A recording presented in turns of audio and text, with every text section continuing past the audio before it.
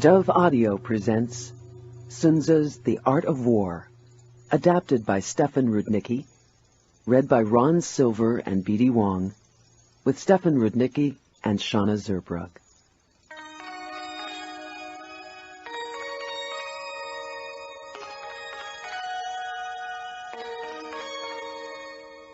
Approximately 2,500 years ago, in a time of political turbulence and great military activity, Sun Tzu, a philosopher general of ancient China, assembled his observations on warfare into 13 chapters, creating the classic work known as The Art of War.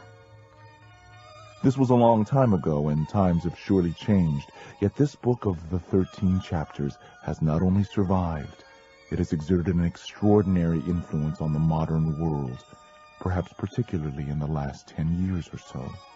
People of all persuasions, from all walks of life, buyers and sellers, soldiers and brokers, backers and hackers, in-laws and outlaws, all have found inspiration and sound practical guidance here. The period with which Sun Tzu is usually linked, roughly the mid-4th to the mid-5th century before the Common Era, was a high point in the evolution of human wisdom and achievement. Among Sun Tzu's near contemporaries were Lao Tzu, Confucius, Zoroaster, Gautama Buddha, Pythagoras and Pindar, Heraclitus and Herodotus, Aeschylus, Sophocles and Aesop, the prophets Ezekiel and Jeremiah, and Pericles of Athens. Religion, philosophy, music, art, science, and literature flourished. So did war and conquest. There were fortifications and conflagrations, occupations and liberations, coronations and usurpations. Pharaohs, kings, and tyrants rose and fell. Empires were lost and won.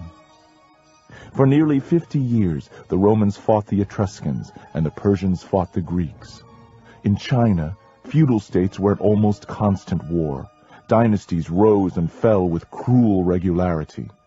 In such a time, a fine balance had to be maintained between the traditional, peaceful civic virtues upon which Chinese culture had been built and other, more militaristic principles.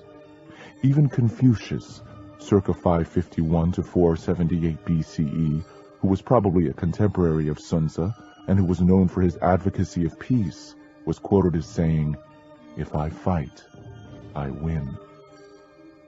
The historian Sima Qian, a principal biographer of Sun Tzu writing around 100 BCE, said, "When the Duke of Zhou was minister under Cheng Wang, he regulated ceremonies and made music, and venerated the arts of scholarship and learning. Yet when the barbarians of the river Huai revolted, he sallied forth and chastised them. When Confucius held office under the Duke of Lu, he said, 'If peaceful negotiations are in progress, warlike preparations should have been made beforehand.'"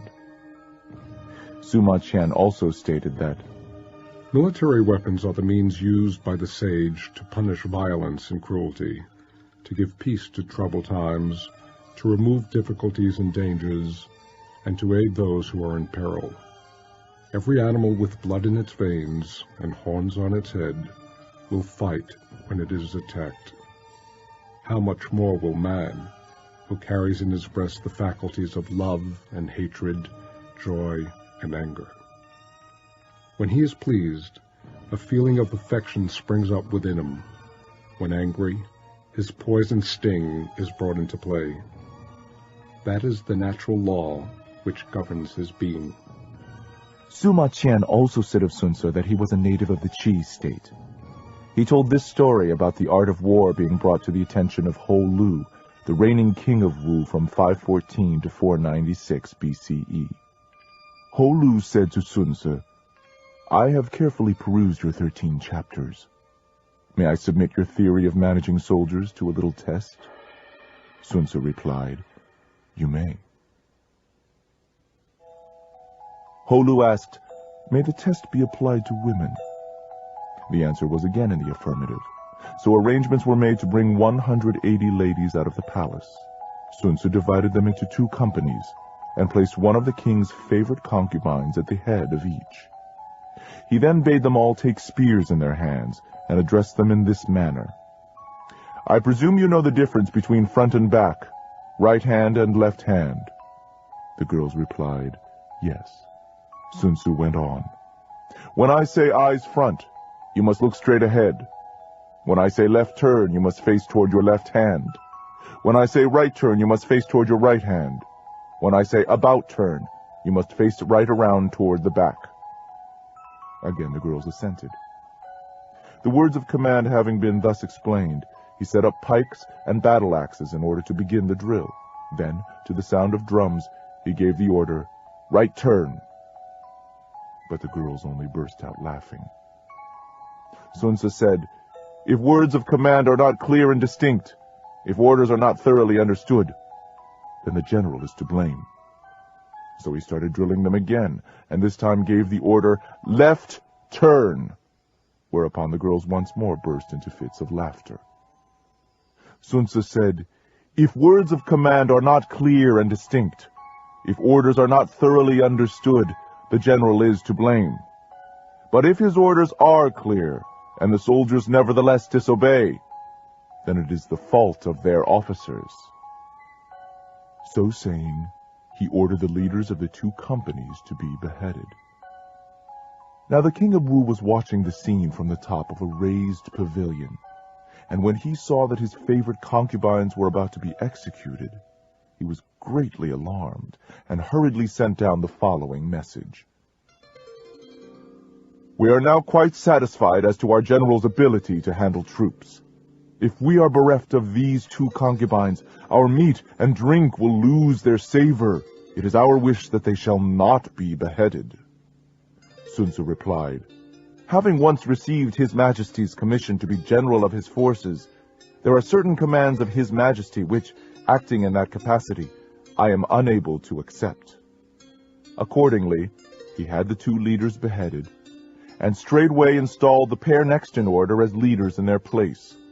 When this had been done, the drum was sounded for the drill once more, and this time the girls went through all the motions, turning to the right or to the left, marching ahead or wheeling back, kneeling or standing, with perfect accuracy and precision, not venturing to utter a sound. Then Sun Tzu sent a messenger to the king, saying, "Your soldiers, sire, are now properly drilled and disciplined, and ready for your Majesty's inspection. They can be put to any use that their sovereign may desire. Bid them go through fire and water, and they will not disobey." But the king replied, "Let our generals cease drilling and return to camp. As for us, we have no wish to come down and inspect the troops." Thereupon Sun Tzu said, "The king is only fond of words, and cannot translate them into deeds." After that, Ho Lu saw that Sun Tzu was one who knew how to handle an army, and appointed him general. In the west, Sun Tzu defeated the Chu state, and forced his way into Ying, the capital.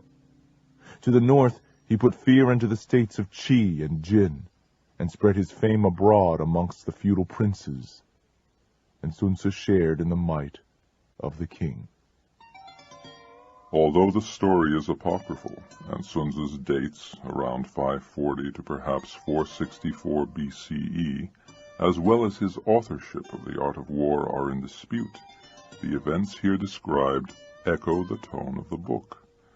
The expendability of individual life in the interest of discipline and absolute authority seems unnecessarily cruel, and many modern translators and commentators are quick to suggest that these elements were meant to be tempered by more humane Confucian or Taoist principles.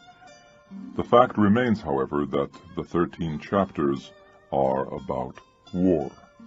This is not a book of general philosophy, but rather a professional manual. It was meant to be available only to a select few, a kind of secret society of generals and kings, and not to the public at large. The book's influence spread slowly to Japan during the 8th century of the Common Era, and from there throughout Asia and into Russia, where it formed the basis of military thought for centuries. It was completely unknown in the West until 1772, when J.J.M. Amiot, a Jesuit missionary to Peking, published his interpretation of the art of war in Paris. Amiot's work was well received and widely circulated, and was published again in an anthology in 1782. Legend has it that Napoleon read Sun Tzu, and this may have been the edition. The first English translation by Captain E.F. Calthrop, RFA, did not appear until 1905, and the Lionel Giles translation, from which this version is mostly derived, 5 years later in 1910. For the most part, the commentaries that follow each chapter of Sun Tzu's text in this edition are from a variety of Chinese sources. Several of those cited are considered Sun Tzu's formal commentators. Among the most prominent are the 3rd century general and military genius Cao Gong, the 8th century tactician Li Chuan, Du Yu, whose commentaries were culled from his monumental encyclopedic treatise on the Chinese Constitution, and the poets Du Mu and Mei Yao Chen. Their commentaries are augmented by quotes from other Chinese writers and a handful of more modern Western personalities, including the 17th century French military leader Marshal Turenne and American generals Stonewall Jackson and Colin Powell. It is popular today to think of the art of war as a practical guidebook for any number of activities that require strategy, from sports and normal business affairs to affairs of the heart. And it can be just that, provided that you are willing to see the world in which you live and work as a network of actual and potential combat zones, where the stakes are high, and struggle is the primary mode of being, where no one is to be trusted, and survival depends on unconditional victory. War, then, becomes not merely a metaphor for the conflicts of everyday life, but a state of mind. Like the Oriental martial arts, the art of war emphasizes adaptability and flow, grounding the work firmly in those elements of the Chinese tradition of subtle, universal order known to us through the I Ching, the Book of Changes, and texts like Lao Tzu's Tao Te Ching. The very first constant factor discussed in Chapter 1 is the Tao. This is most often translated as moral influence, or the moral law, as the right way, or simply the way. It is the cosmic cycle of energy rotation and transformation, the flow of all things natural. It is the dynamic that informs the path of least resistance. I have called it the Force, as much for its appropriateness in a military context as for its popular sense, thanks to George Lucas, of a natural, universal energy with which one seeks alignment. The first move is always the opponent's, telling us everything we need to know about his strengths and weaknesses. For our part, we must be sensitive to all the conditions and circumstances that apply, including terrain, climate, cycles of season and time, personality, and politics. At the same time, we must give away as little as possible about ourselves. All action needs therefore to be built upon the shifting sands of deceit and deliberate obfuscation, our motives and intentions hidden even from our own side. In this, Sun Tzu laid the groundwork for all future espionage systems. Sun Tzu places great emphasis on the importance of detail, and illustrations abound in statistical terms that seem of little use to us today. After all, the costs of waging war have certainly changed. Chariots, armor, cooking pots, and other ancient implements are no longer the measures they once were. Cost and gain, however, are still key issues, and these details provide us with a keen sense of proportion, always of vital importance to the Chinese. Perhaps most important to remember are one commentator's suggestion that warlike precepts are not to be applied in peacetime, and Sun Tzu's own insistence that the best way of waging war is not to fight at all. This second is not a pacifist statement, but simply a truth about the costs of war. It is then the reader's or listener's moral prerogative to decide whether circumstances warrant engaging in war, whether there is indeed an enemy, whether the cost of the battle will be worth the prize, and whether we are willing to risk all to achieve victory. To hear the answer, we must listen both within ourselves and without to the thousands of signals the natural world provides. We must listen to the Tao. We must attend the Force. Lao Tzu said, "For heaven and earth, undefined, yet complete, formless, standing alone, unchanging, reaching everywhere, it is the mother of all things." I do not know its name. I call it the Force. Upon further reflection, I name it the Great. Because it is great, it is in constant flow. Passing on, it becomes distant. Then it returns. Therefore, the Force is great. Heaven is great. Earth is great. The King is also great. There are 4 great powers in the universe. The King is one of them. Man takes his law from the earth. Earth takes its law from heaven.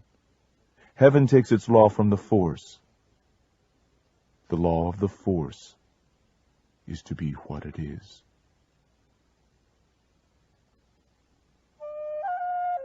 Chapter 1. Laying Plans. An introduction to the 5 constant factors, the 7 considerations, deception and calculation. Sun Tzu said, "The art of war is of vital importance to the state.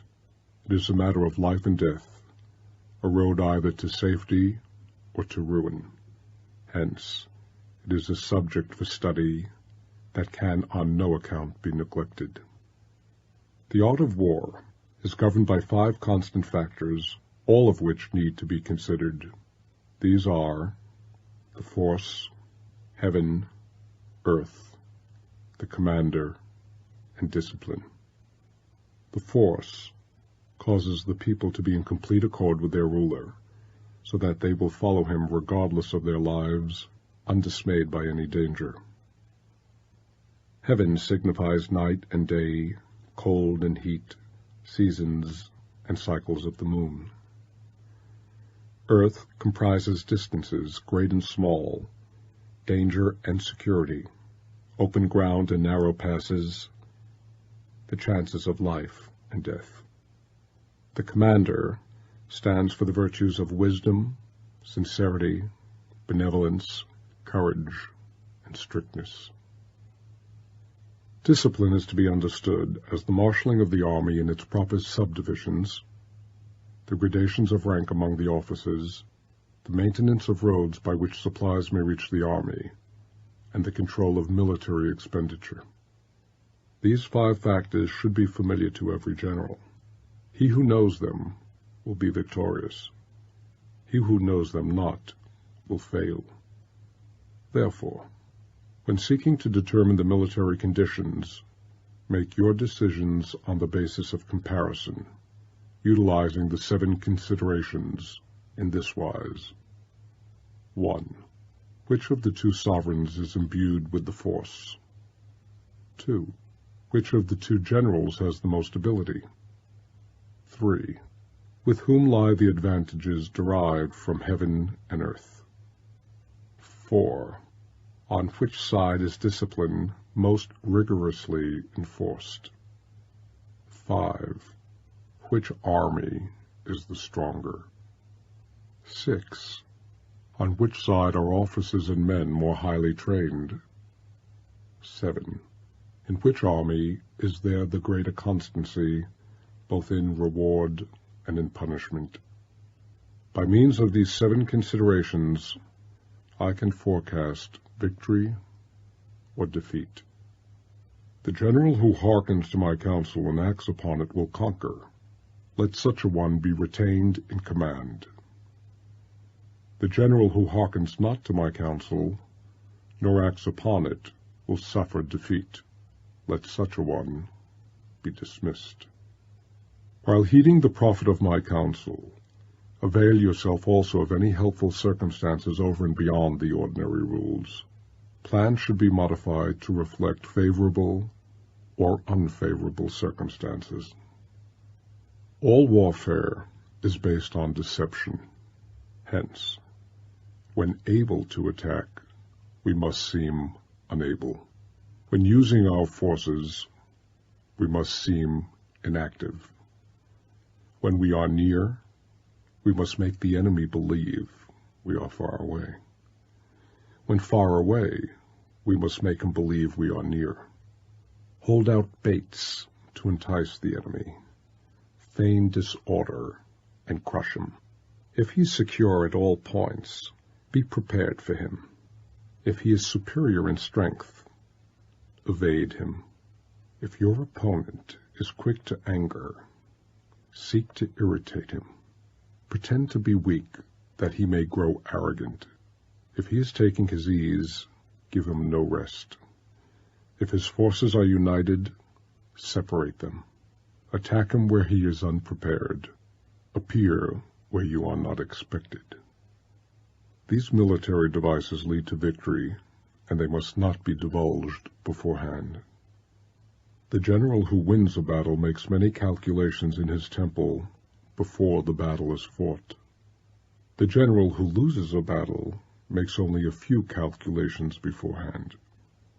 Thus do many calculations lead to victory, and few calculations to defeat. How much more no calculation at all? It is my attention to this point that I can foresee who is likely to win or lose.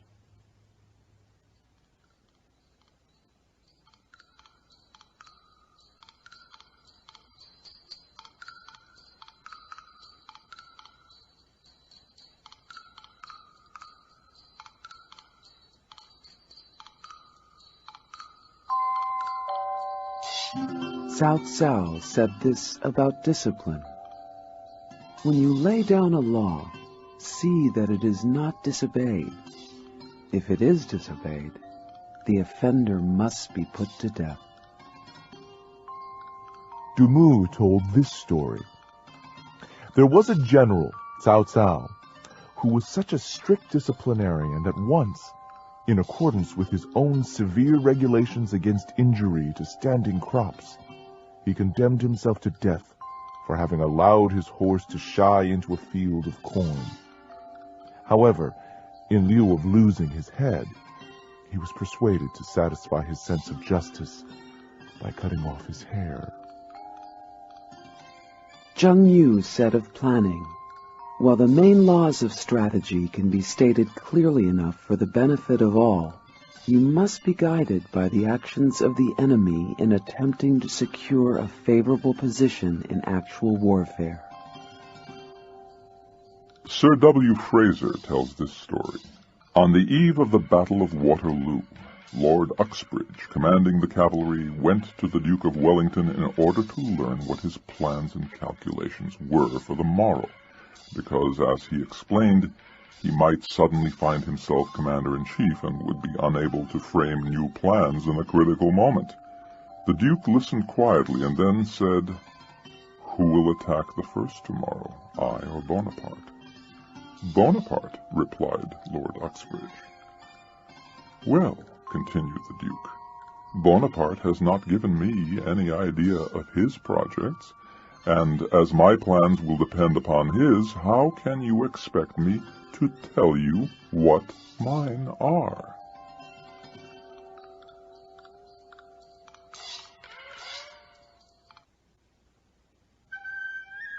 Chapter 2. Waging War. The economics of war and the importance of speed. Sun Tzu said, "In the operations of war, where there are in the field 1,000 swift chariots, 1,000 heavy chariots, and 100,000 mail-clad soldiers, with provisions enough to carry them 1,000 li, the expenditure at home and at the front, including entertainment of guests, small items such as glue and paint, and sums spent on chariots and armor, will reach the total of 1,000 ounces of silver per day. Such is the cost of raising an army of 100,000 men.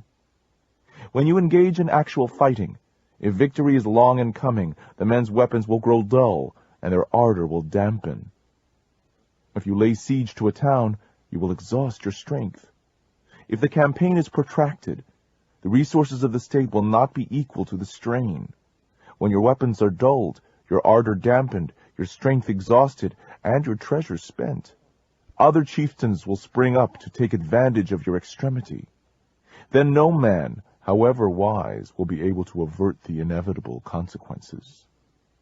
Thus, though we have heard of stupid haste in war, cleverness has never been seen associated with long delays.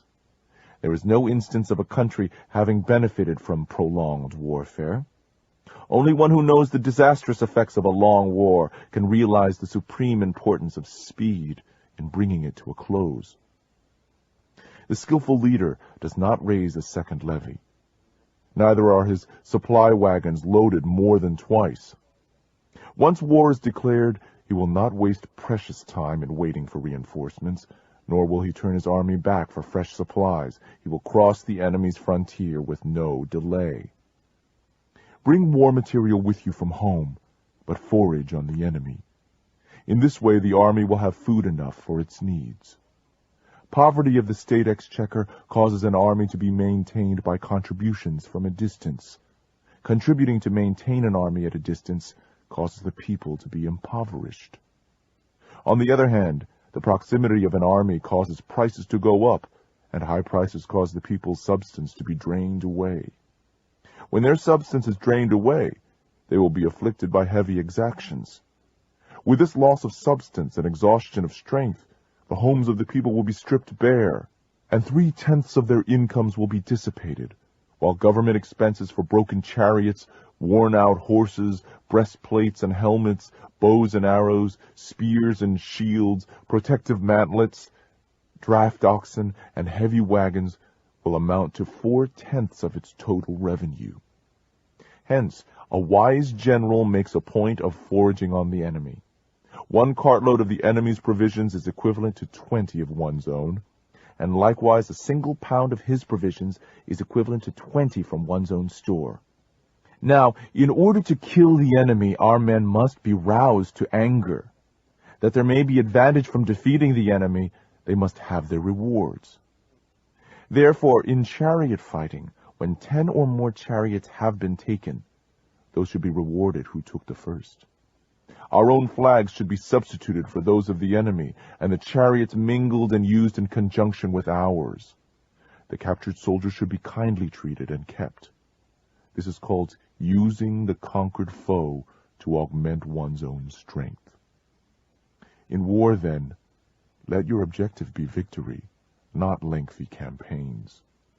Thus it may be known that the leader of armies is the arbiter of the people's fate, the man on whom it depends whether the nation shall be in peace or in peril.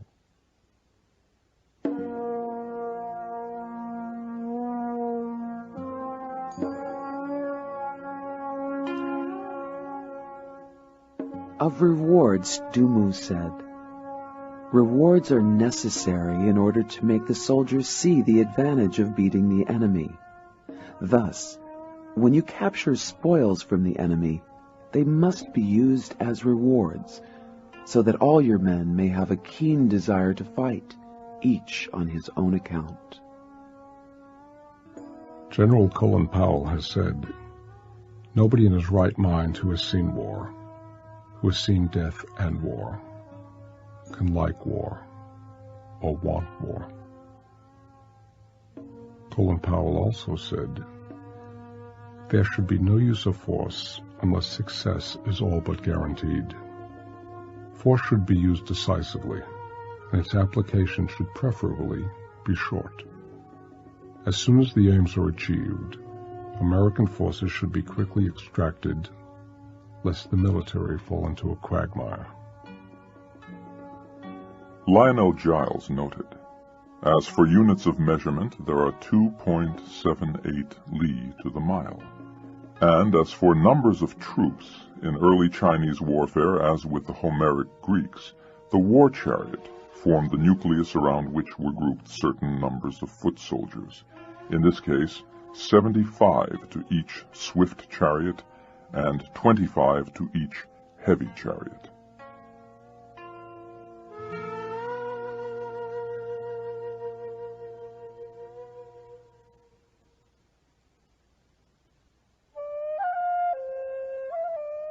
Chapter 3.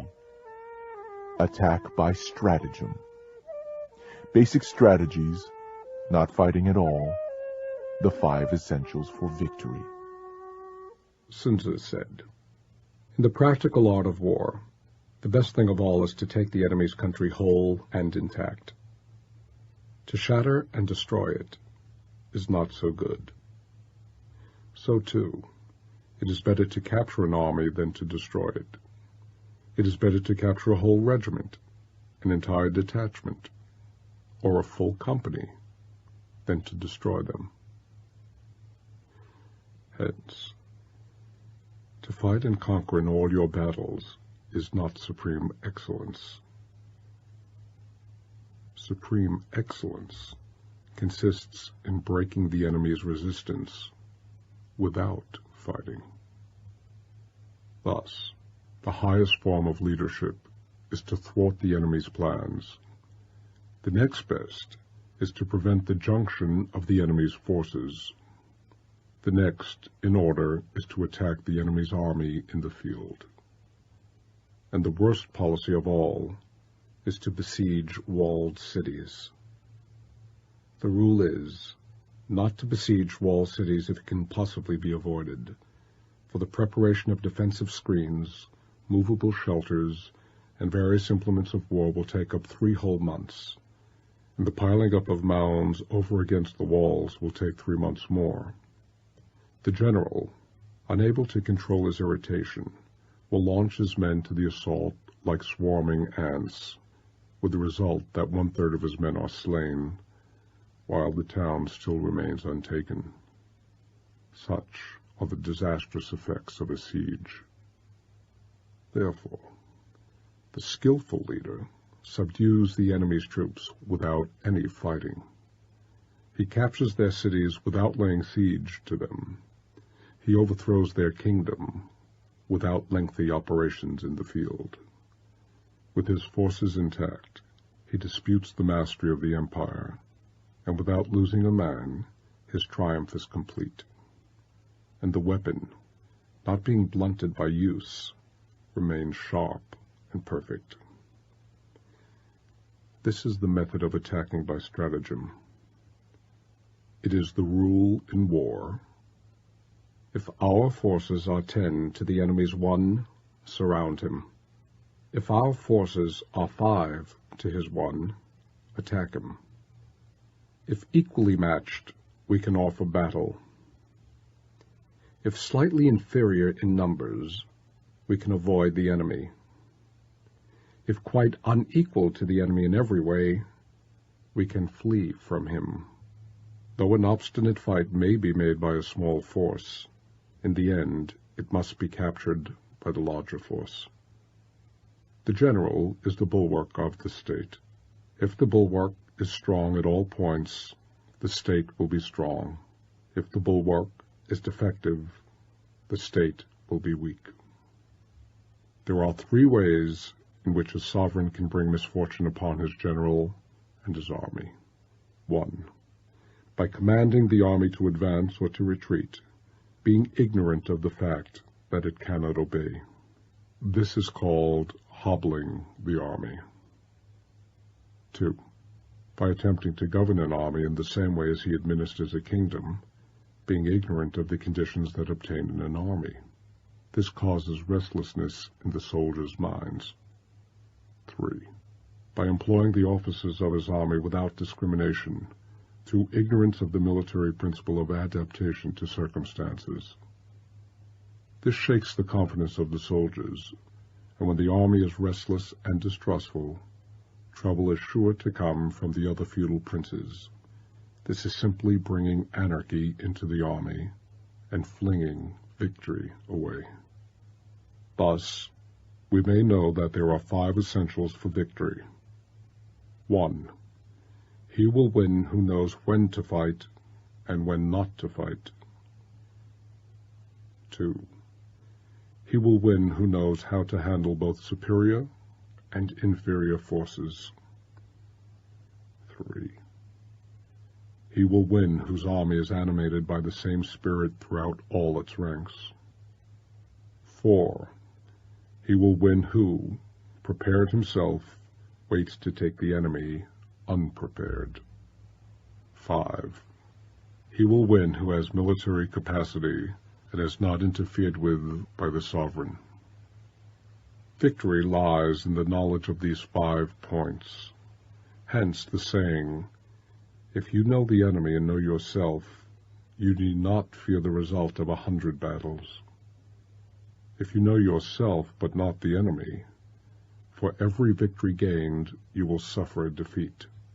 If you know neither the enemy nor yourself, you will succumb in every battle.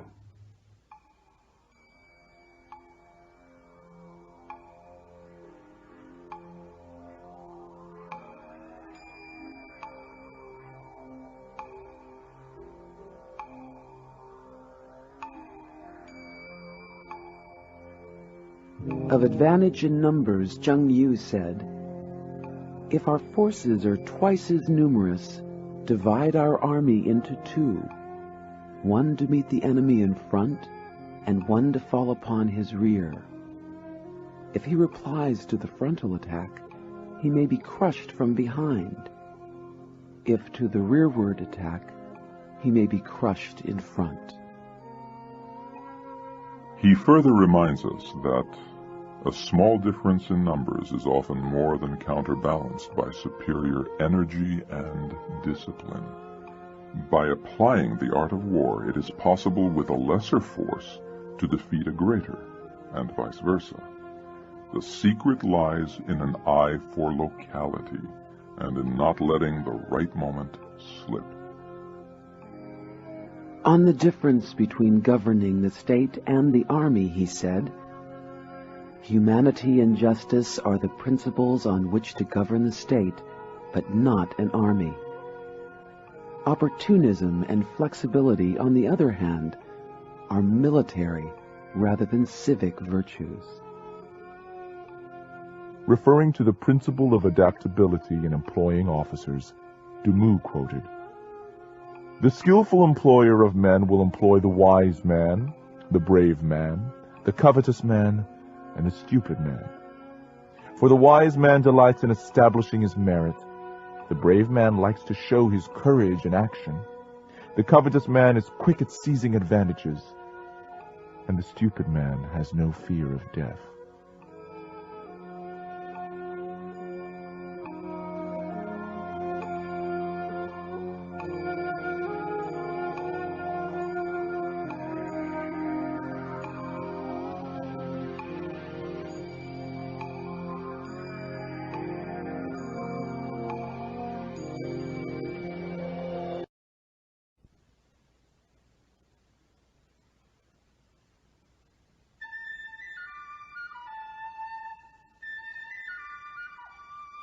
Chapter 4. Tactics. Defensive and offensive postures. Winning with ease, method, and discipline. Sun Tzu said, "The good fighters of old first put themselves beyond the possibility of defeat, and then waited for an opportunity of defeating the enemy." To secure ourselves against defeat lies in our own hands, but the opportunity of defeating the enemy is provided by the enemy himself. Thus, the good fighter is able to secure himself against defeat, but cannot make certain of defeating the enemy. Hence the saying, one may know how to conquer without being able to do it. Security against defeat implies defensive tactics.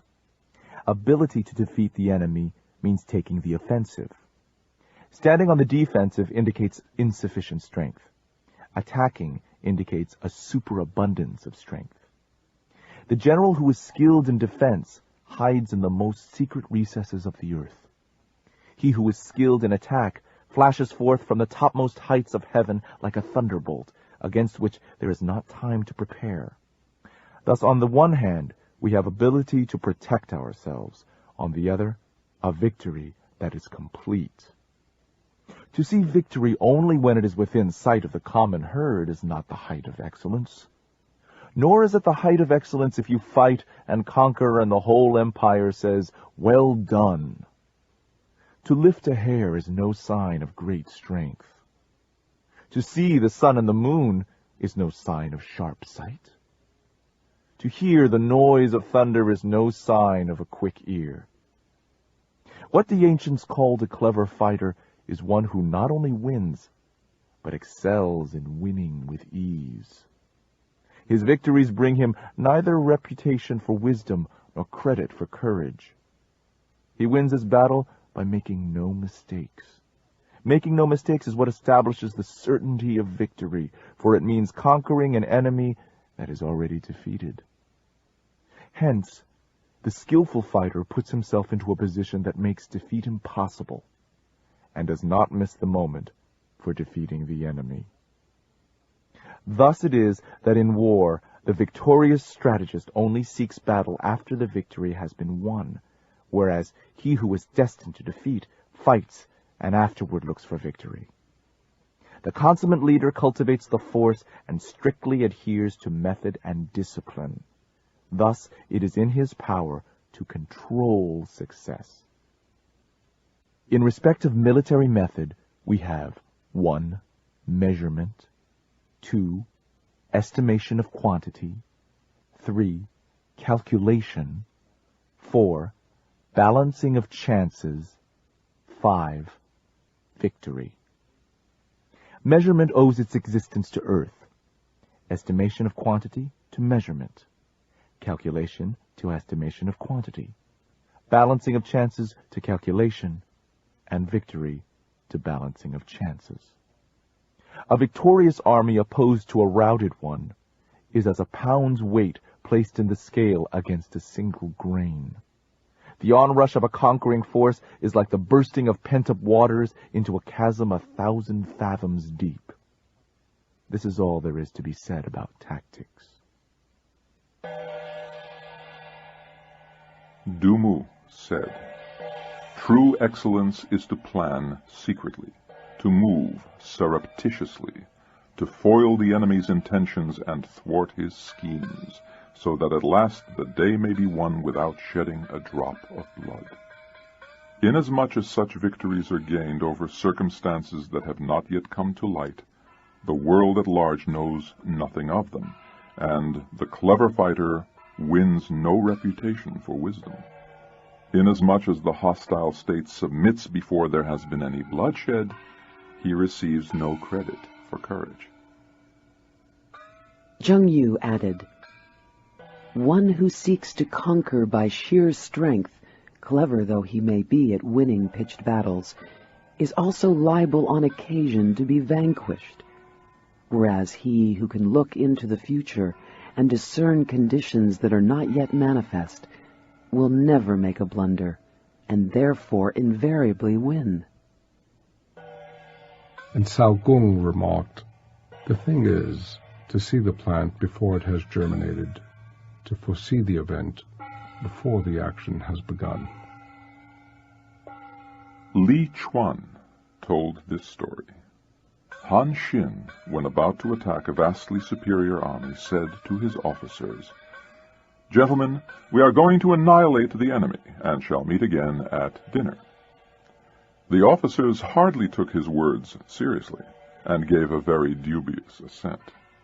But Han Xin had already worked out in his mind the details of a clever stratagem, whereby, as he foresaw it, he was able to capture the city and inflict a crushing defeat on his adversary. Referring to measurement and its corollaries, Dumu concluded, "The question of relative strength having been settled, we can bring the varied resources of cunning into play."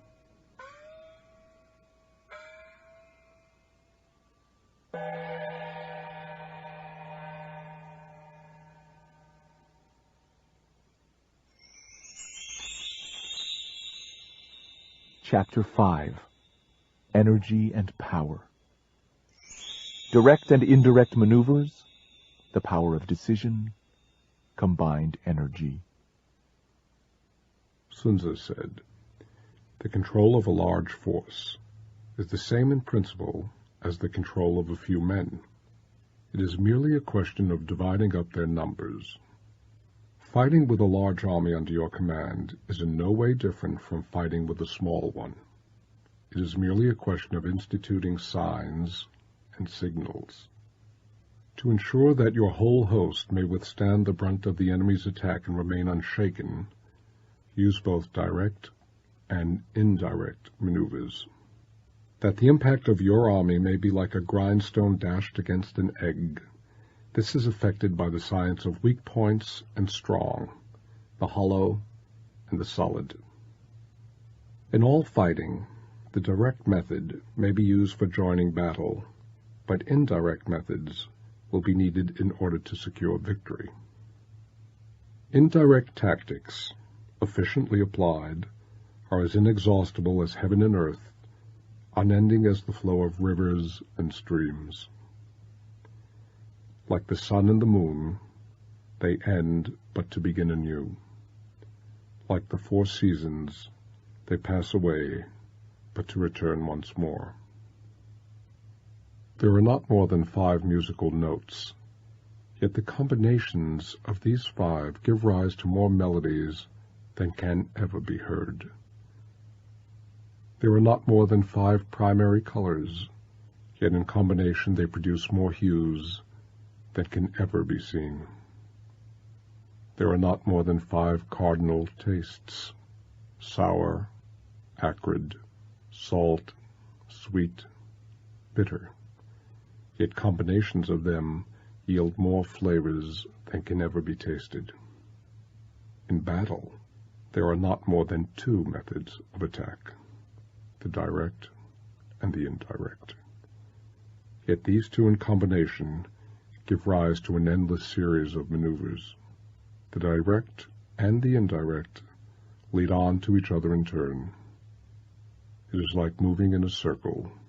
You never come to an end. Who can exhaust the possibilities of their combination? The onset of troops is like the rush of a torrent that will even roll stones along in its course. The power of decision is like the well-timed swoop of a falcon that enables it to strike and destroy its victim. Therefore, the good fighter will be terrible in his onset and prompt in his decisions. Energy may be likened to the bending of a crossbow. Decision may be likened to the releasing of the trigger. Amid the turmoil and tumult of battle, there may be seeming disorder, and yet no real disorder at all. Amid confusion and chaos, your array may be without head or tail, yet it will be proof against defeat. Simulated disorder postulates perfect discipline. Simulated fear postulates courage. Simulated weakness postulates strength. Hiding order beneath the cloak of disorder is simply a question of subdivision. Concealing courage under a show of timidity presupposes a fund of latent energy. Masking strength with weakness is to be affected by tactical dispositions. Thus, one who is skillful at keeping the enemy on the move maintains deceitful appearances according to which the enemy will act. He sacrifices something that the enemy may snatch at. By holding out baits, he keeps him on the march. Then with a body of picked men, he lies in wait for him.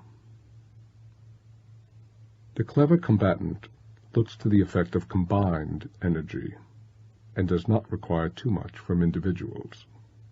Hence, his ability to pick out the right men and to utilize combined energy. When he utilizes combined energy, his fighting men become, as it were, like rolling logs or stones. For it is the nature of a log or stone to remain motionless on level ground and to move when on a slope. It is also in the nature of a log or a stone, if square, to come to a standstill, but if round-shaped, to go rolling down.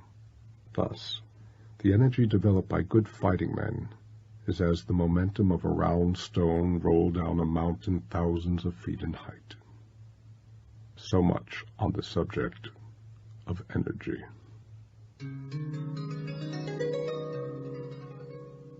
Dumu reminds us of Han Xin's famous reply to the first Han Emperor, who once said to him, "How large an army do you think I could lead?"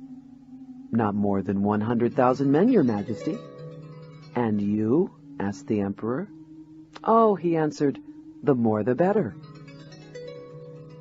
On direct and indirect, it was said, in war, to march straight ahead is Zheng. Turning movements, on the other hand, are Qi.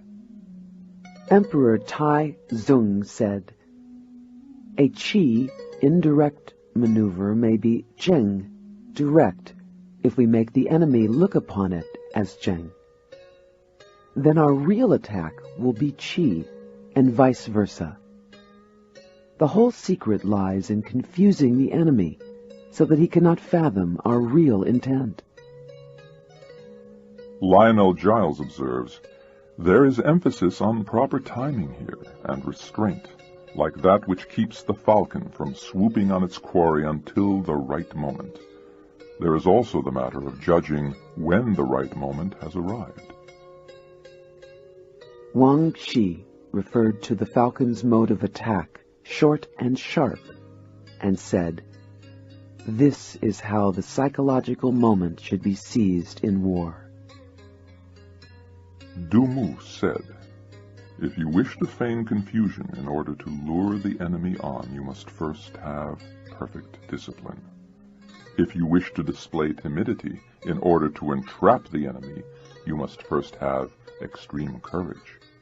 If you wish to parade your weakness in order to make the enemy overconfident, you must have exceeding strength."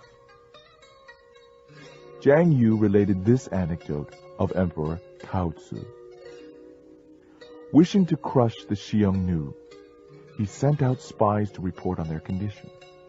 But the Xiongnu, forewarned, carefully concealed all their able-bodied men and well-fed horses, and only allowed infirm soldiers and emaciated cattle to be seen.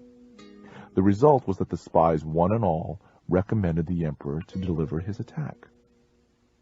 Lu Jing alone opposed them, saying, "When two countries go to war, they are naturally inclined to make an ostentatious display of their strength, yet our spies have seen nothing but old age and infirmity. This is surely some ruse on the part of the enemy, and it would be unwise for us to attack." The emperor, however, disregarding this advice, fell into the trap and found himself surrounded. Dumu pointed out the converse. If one's force happens to be superior to the enemy's, weakness may be simulated in order to lure him on. But if inferior, he must be led to believe that we are strong, in order that he may keep off. In fact, all the enemy's movements should be determined by the signs that we choose to give him. Dumu relates this anecdote. Sun Pin and Tian Ji, leaders of the Qi state, were sent against the general Pang Juan of Wei. Sun Pin said, "Our side has a reputation for cowardice, and therefore our adversary despises us. Let us turn this circumstance to our advantage." Accordingly, when the army had crossed the border into Wei territory, he gave orders to show 100,000 fires on the first night, 50,000 on the next, and the night after only 20,000. Pang Juan pursued them hotly, saying to himself, "I knew these men were cowards. Their numbers have already fallen away by more than half." In his retreat, Sun Pin came to a narrow defile, which he calculated that his pursuers would reach after dark. Here he had a tree stripped of its bark and inscribed upon it the words, "Under this tree shall Pang Juan die." Then, as night began to fall, he placed a strong body of archers in ambush nearby, with orders to shoot the moment they saw a light. Later on, Pang Juan arrived at the spot and, noticing the tree, struck a light in order to read what was written on it. His body was immediately riddled by a volley of arrows, and his whole army thrown into confusion. On matters of combined energy, Dumu stated, "The general first of all considers the power of his army in bulk. Afterward, he takes individual talent into account and uses each man according to his capabilities. He does not demand perfection from the untalented."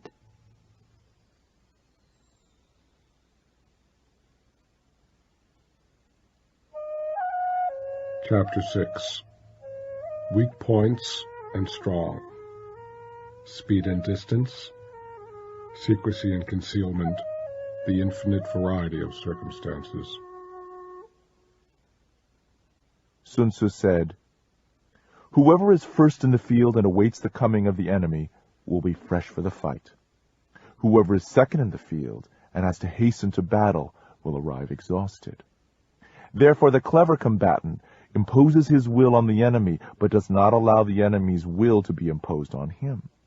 By holding out advantages to him, enticing him with a bait, he can cause the enemy to approach of his own accord, or by inflicting damage, striking at some important point which the enemy will have to defend, he can make it impossible for the enemy to draw near.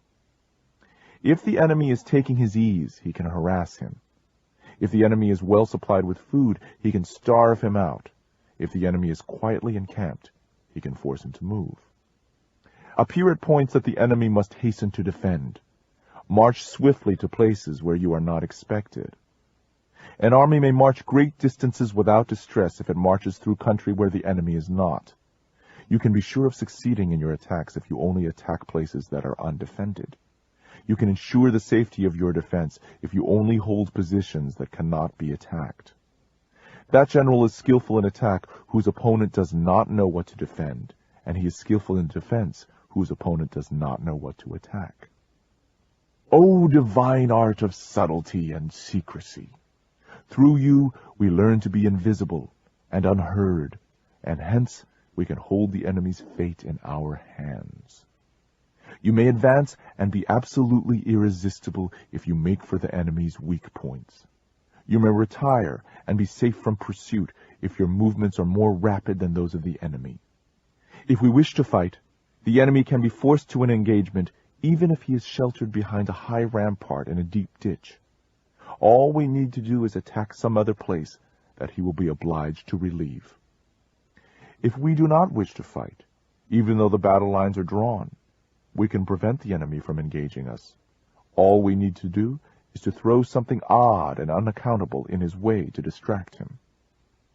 By discovering the enemy's dispositions and remaining invisible ourselves, we can keep our forces concentrated while the enemy's must be divided. We can form a single united body while the enemy must split up into fractions.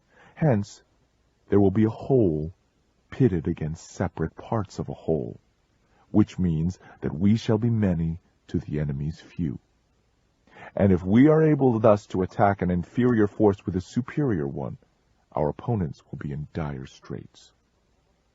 The spot where we intend to fight must not be made known, for then the enemy will have to prepare against a possible attack at several different points, and his forces being thus distributed in many directions, the numbers we shall have to face at any given point will be proportionately few. For should the enemy strengthen his front lines, he will weaken his rear.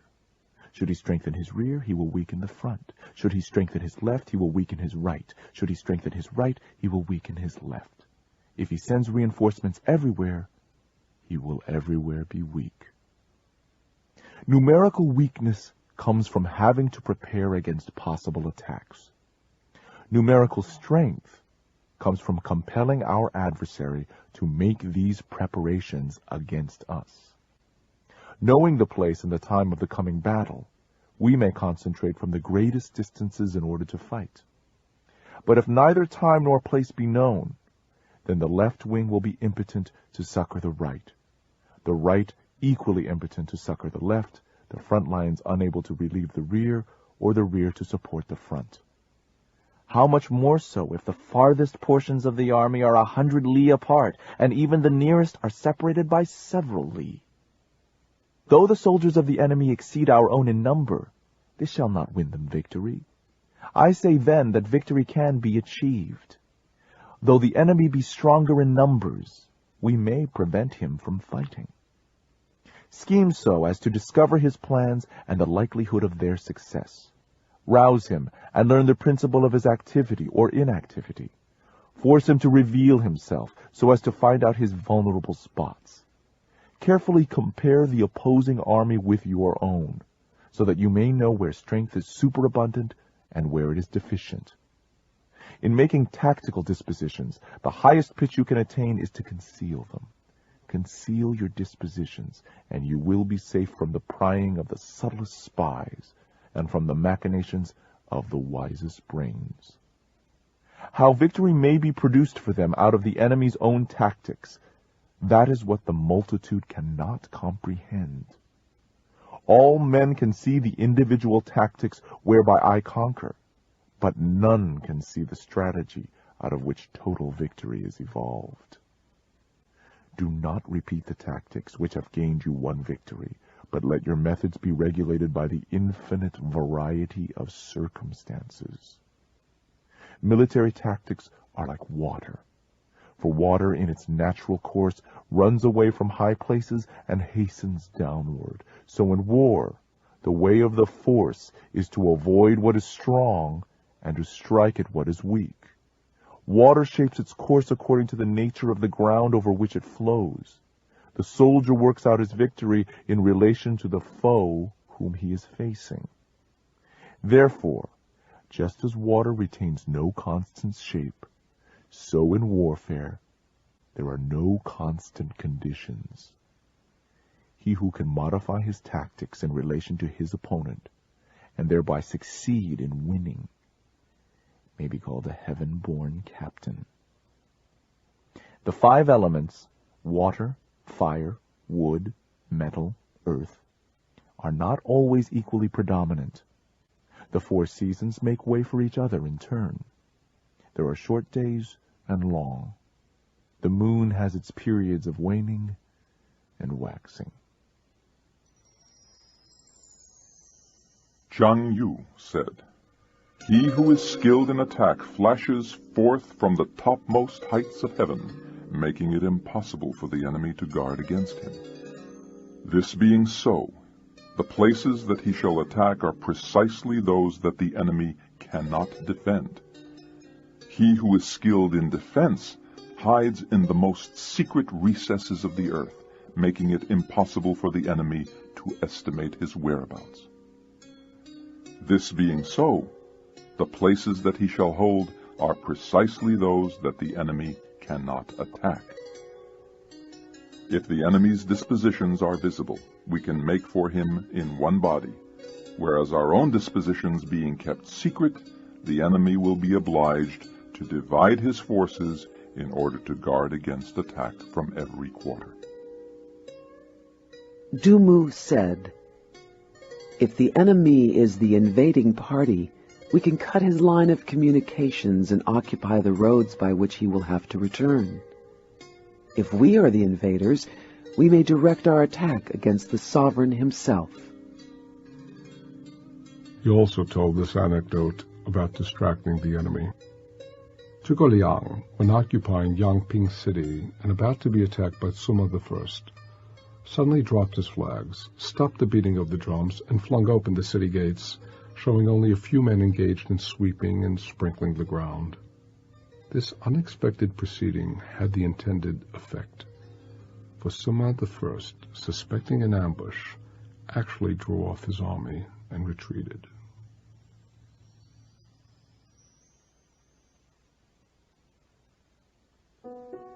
Chapter 7. Maneuvering, the art of handling large masses of men. Sun Tzu said, "In war, the general receives his commands from the sovereign. Having collected an army and concentrated his forces, he must blend and harmonize the different elements thereof before pitching his camp. After that comes tactical maneuvering. The difficulty of tactical maneuvering consists in turning the devious into the direct, and misfortune into gain. Thus, to take a long and circuitous route after enticing the enemy out of the way, and those starting after him, to contrive to reach the goal before him, shows knowledge of the artifice of deviation.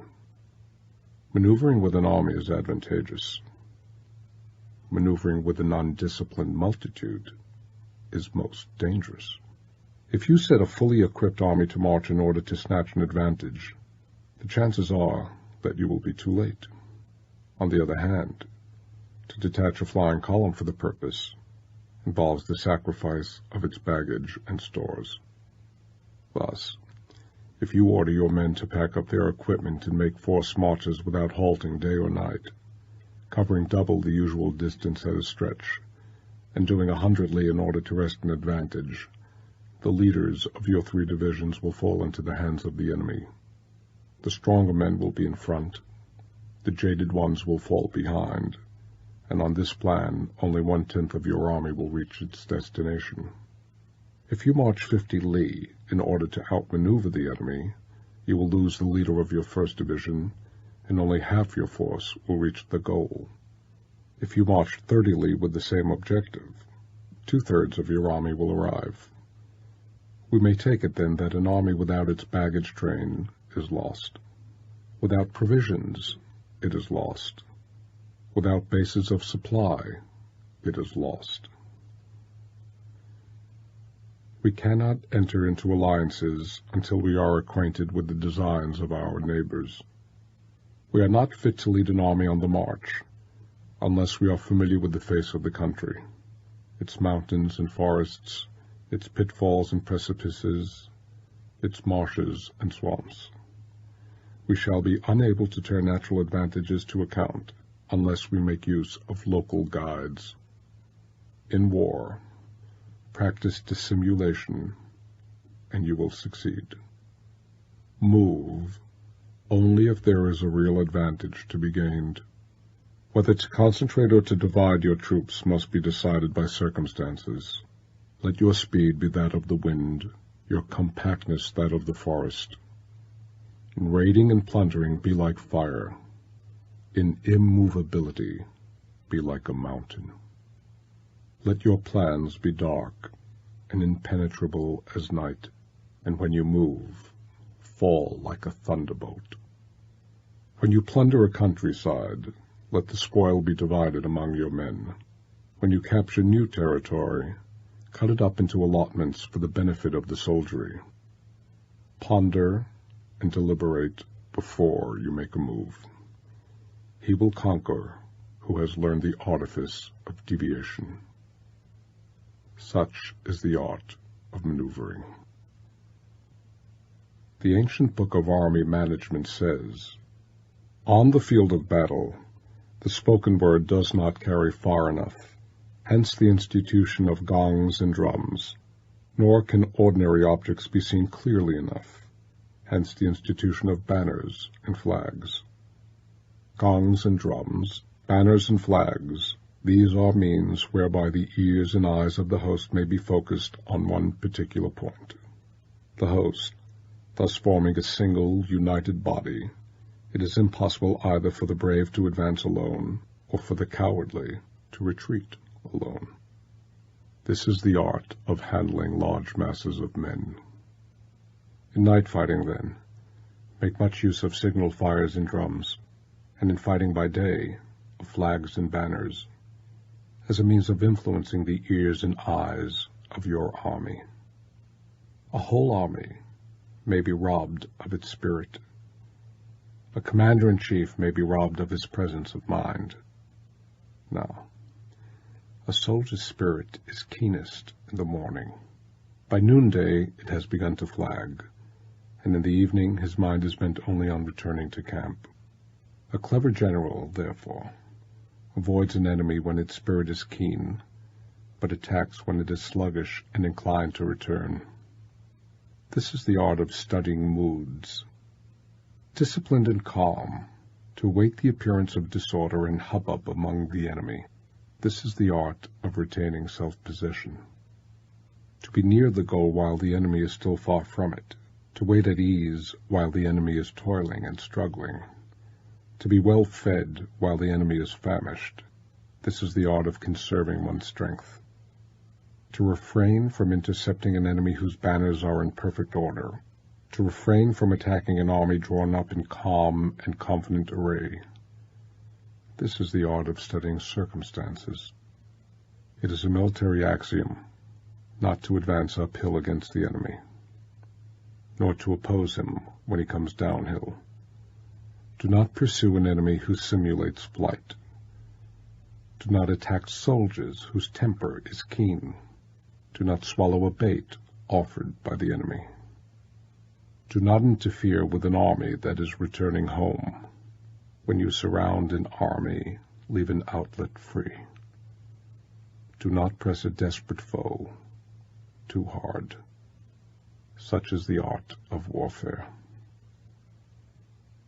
Wudza said, "Without harmony in the state, no military expedition can be undertaken.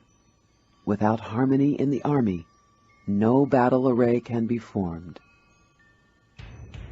Sun Tzu himself was quoted as saying, "Those who are waging war should get rid of all domestic troubles before proceeding to attack the external foe."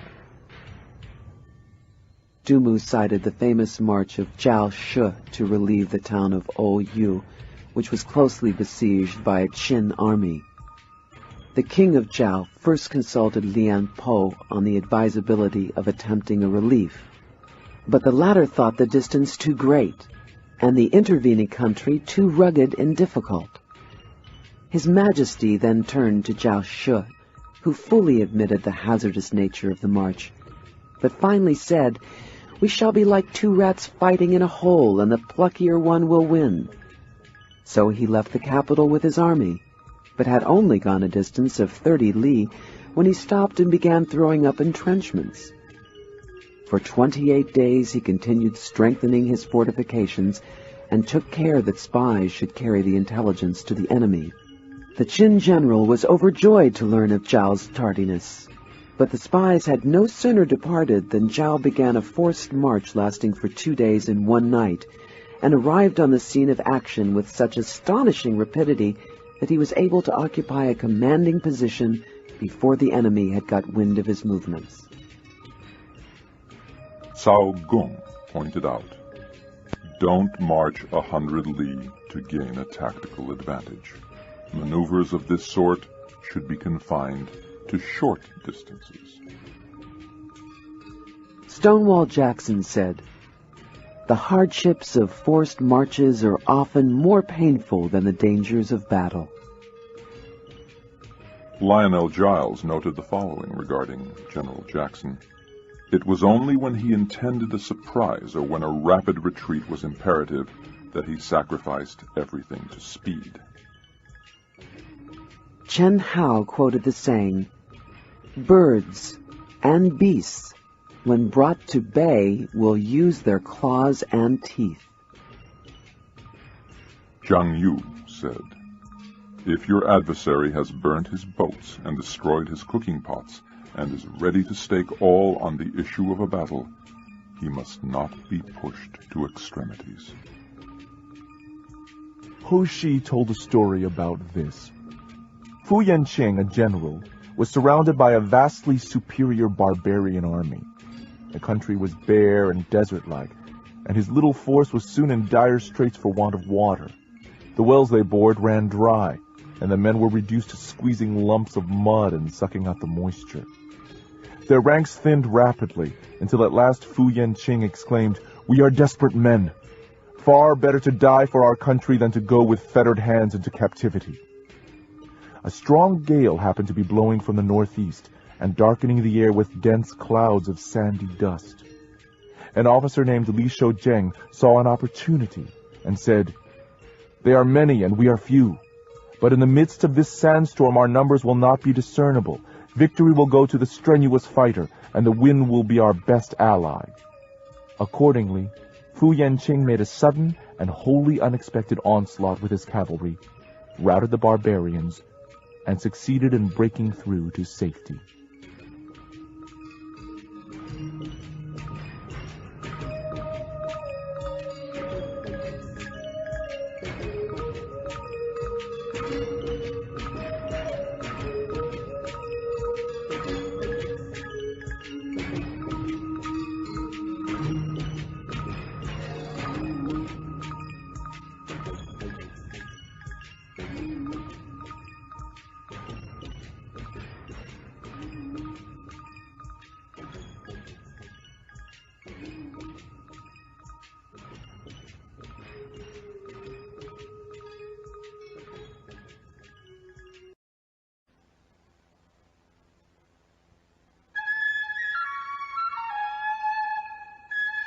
Chapter 8. The 9 Variations. Advantage and Disadvantage. The Infinite Variation of Tactics. The 5 Faults.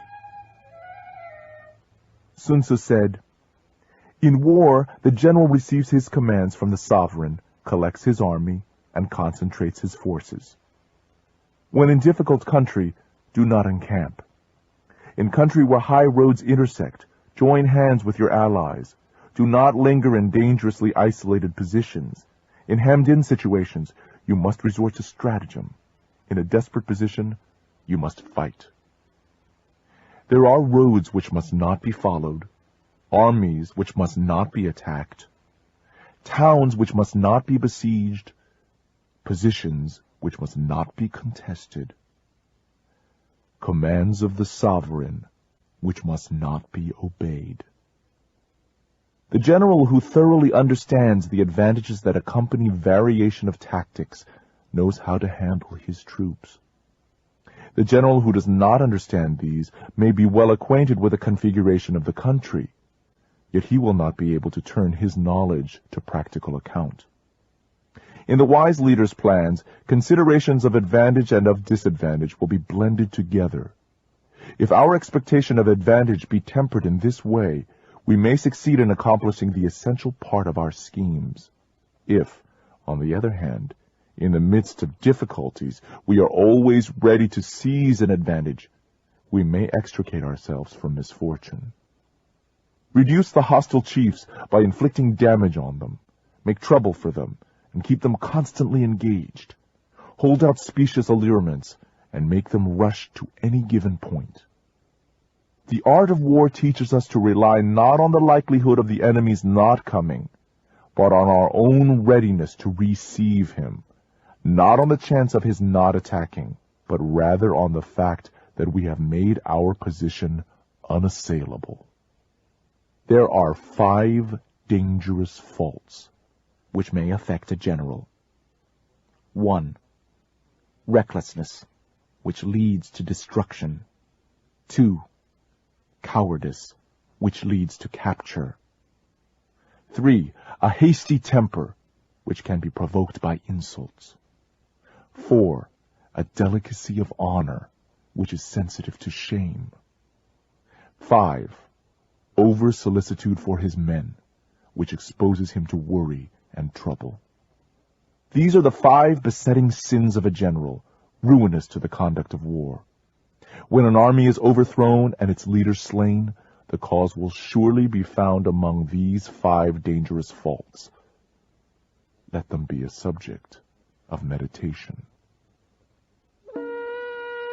Zhang Yu said, "No town should be attacked which, if taken, cannot be held, or if left alone, will not cause any trouble."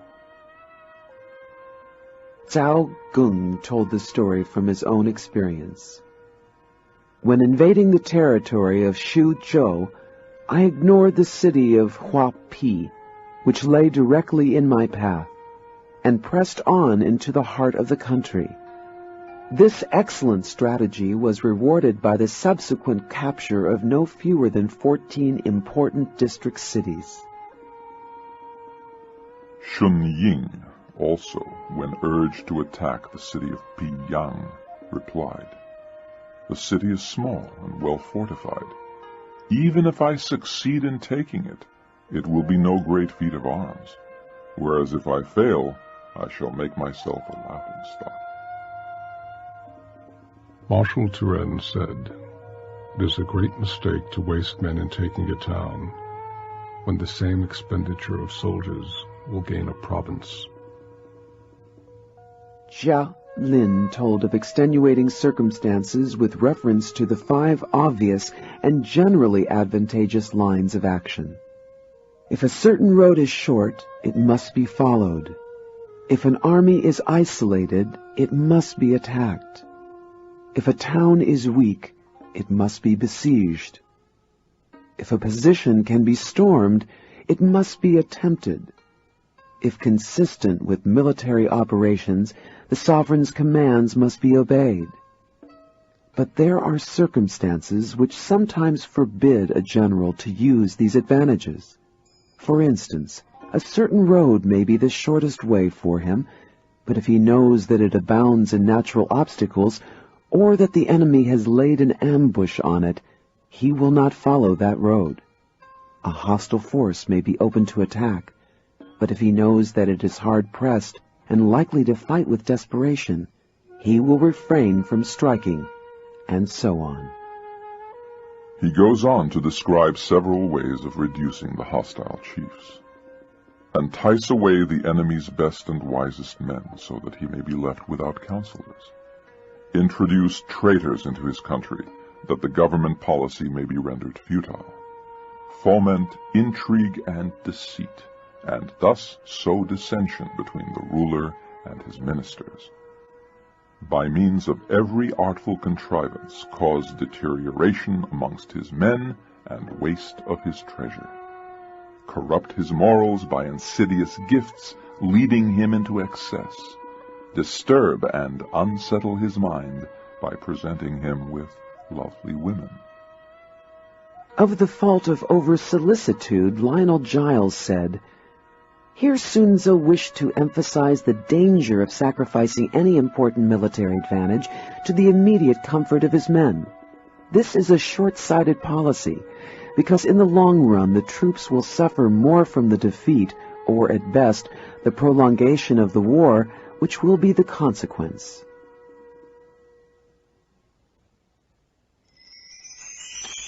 Chapter 9. The Army on the March.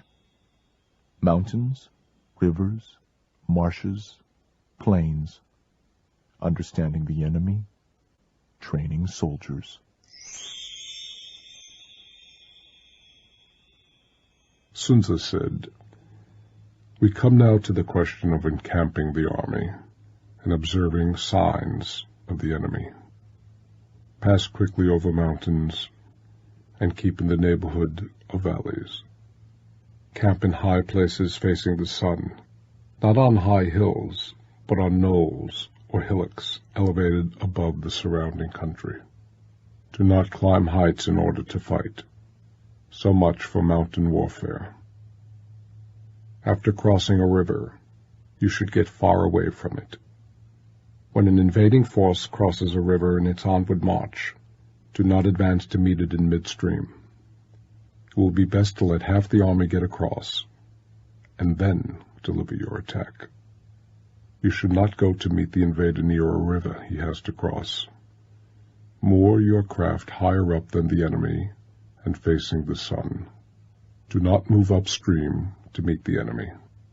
So much for river warfare." In crossing salt marshes, your sole concern should be to get over them quickly, without any delay. If forced to fight in a salt marsh, you should have water and grass near you, and get your back to a clump of trees. So much for operations in salt marshes. In dry, level country, take up an easily accessible position with rising ground to your right and on your rear, so that the danger may be in front and safety lie behind. So much for campaigning in flat country.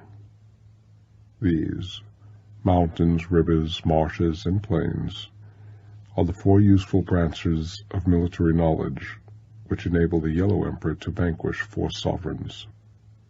All armies prefer high ground to low, and sunny places to dark. If you are careful for your men, and camp on hot ground, the army will be free from disease of every kind, and this will spell victory. When you come to a hill or a bank, occupy the sunny side, with the slope on your right rear. Thus you will act for the benefit of your soldiers, and utilize the natural advantages of the ground. When, in consequence of heavy rains up country, a river which you wish to ford is swollen and flecked with foam, you must wait until it subsides. Country in which there are precipitous cliffs with torrents running between, deep natural hollows, confined places, tangled thickets, quagmires, and crevices, should be left with all possible speed or else not approached. While we keep away from such places, we should get the enemy to approach them. While we face such places, we should let the enemy have them on his rear. If in the neighborhood of your camp there is any hilly country, ponds surrounded by aquatic grass, hollow basins filled with reeds, or woods with thick undergrowth, they must be carefully routed out and searched, for these are places where men in ambush or insidious spies are likely to be lurking. When the enemy is close at hand and remains quiet, he is relying on the natural strength of his position. When he keeps aloof and tries to provoke a battle, he is anxious for the other side to advance. If his place of encampment is easy of access, he is offering you bait. Movement among the trees of a forest shows that the enemy is advancing. The appearance of unlikely objects in the midst of thick grass means that the enemy wants to make us suspicious. The rising of birds into flight is the sign of an ambush. Startled beasts indicate that a sudden attack is coming. When there is dust rising in a high column, it is the sign of chariots advancing. When the dust is low and spread over a wide area, it betokens the approach of infantry.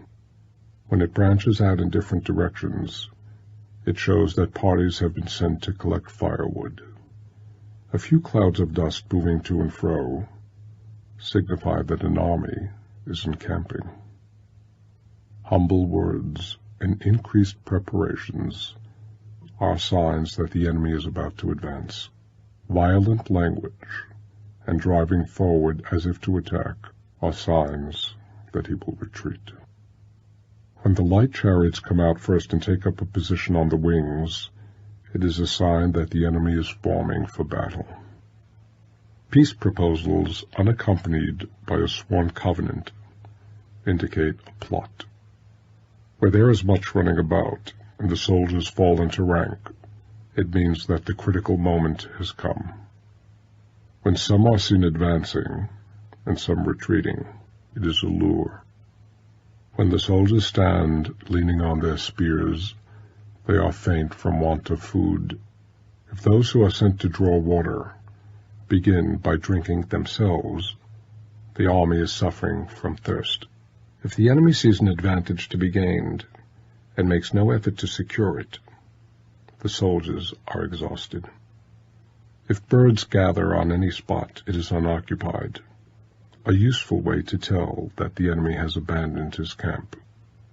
Clamor by night betokens nervousness. If there is disturbance in the camp, the general's authority is weak. If the banners and flags are shifted about, sedition is afoot. If the officers are angry, it means that the men are weary. When an army feeds its horses with grain and kills its cattle for food, and when the men do not hang their cooking pots over the campfires, showing that they will not return to their tents, you may know that they are determined to fight to the death. The sight of men whispering together in small knots or speaking in subdued tones points to disaffection among the rank and file. Too frequent rewards signify that the enemy is at the end of his resources. Too many punishments betray a condition of dire distress. To begin by bluster, but afterward to take fright at the enemy's numbers, shows a supreme lack of intelligence. When envoys are sent with compliments in their mouths, it's a sign that the enemy wishes for a truce. If the enemy's troops march up angrily and remain facing ours for a long time without either joining battle or taking themselves off again, the situation is one that demands great vigilance and circumspection. If our troops are no more in number than the enemy, that is amply sufficient. It only means that no direct attack can be made. What we can do is simply to concentrate all our available strength, keep a close watch on the enemy, and obtain reinforcements. He who exercises no forethought, but makes light of his opponents, is sure to be captured by them. If soldiers are punished before they have grown attached to you, they will not prove submissive, and unless submissive, they will be practically useless. If, when the soldiers have become attached to you, punishments are not enforced, the soldiers will still be useless. Therefore, soldiers must be treated in the first instance with humanity, but kept under control by means of iron discipline. This is a certain road to victory. If in training soldiers, commands are habitually enforced, the army will be well disciplined. If not, its discipline will be bad. If a general shows confidence in his men, but always insists on his orders being obeyed, the gain will be mutual. Du Mu said, "Do not linger among barren uplands, but keep close to supplies of water and grass."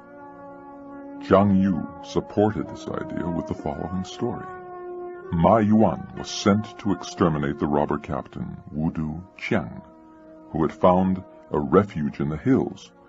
Ma Yuan made no attempt to force a battle, but seized all the favorable positions commanding supplies of water and forage. Jiang was soon in such a desperate plight for want of provisions that he was forced to make a total surrender. He did not know the advantage of keeping in the neighborhood of valleys. Li Chuan told of the great victory won by Han Xin over Longzhu at the Wei River.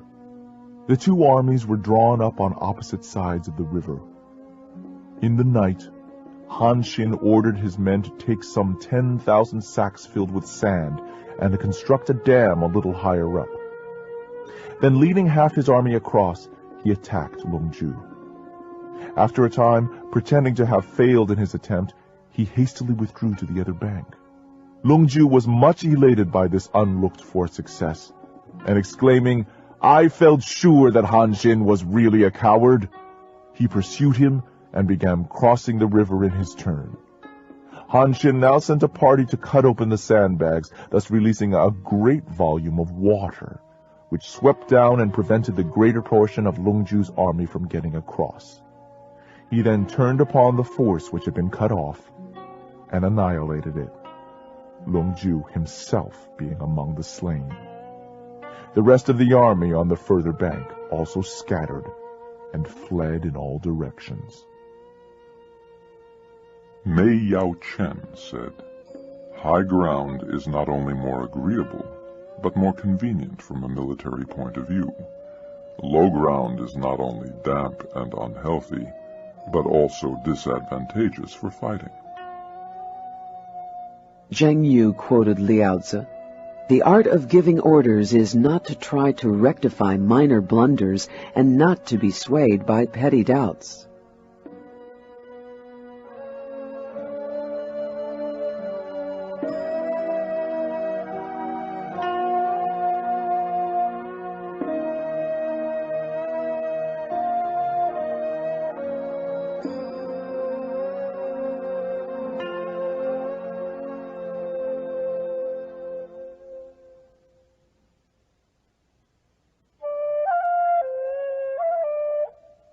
Chapter 10.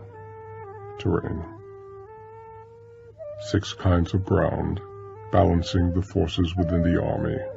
Fame. Sun Tzu said, "We may distinguish 6 kinds of terrain: accessible ground, entangling ground, standstill ground, narrow passes, precipitous heights, and positions at a great distance from the enemy.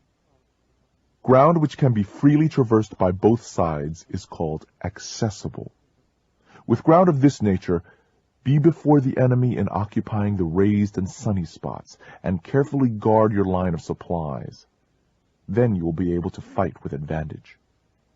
Ground which can be abandoned but is hard to reoccupy is called entangling. From a position of this sort, if the enemy is unprepared, you may sally forth and defeat him. But if the enemy is prepared for your coming, and you fail to defeat him, then, return being impossible, disaster will ensue. When the position is such that neither side will gain by making the first move, it is called standstill ground. Each side finds it difficult to move, and the situation remains at a deadlock. In a position of this sort, even though the enemy should offer attractive bait, it will be advisable not to stir forth, but rather to retreat, thus enticing the enemy in his turn. Then, when part of his army has come out, we may deliver our attack with advantage.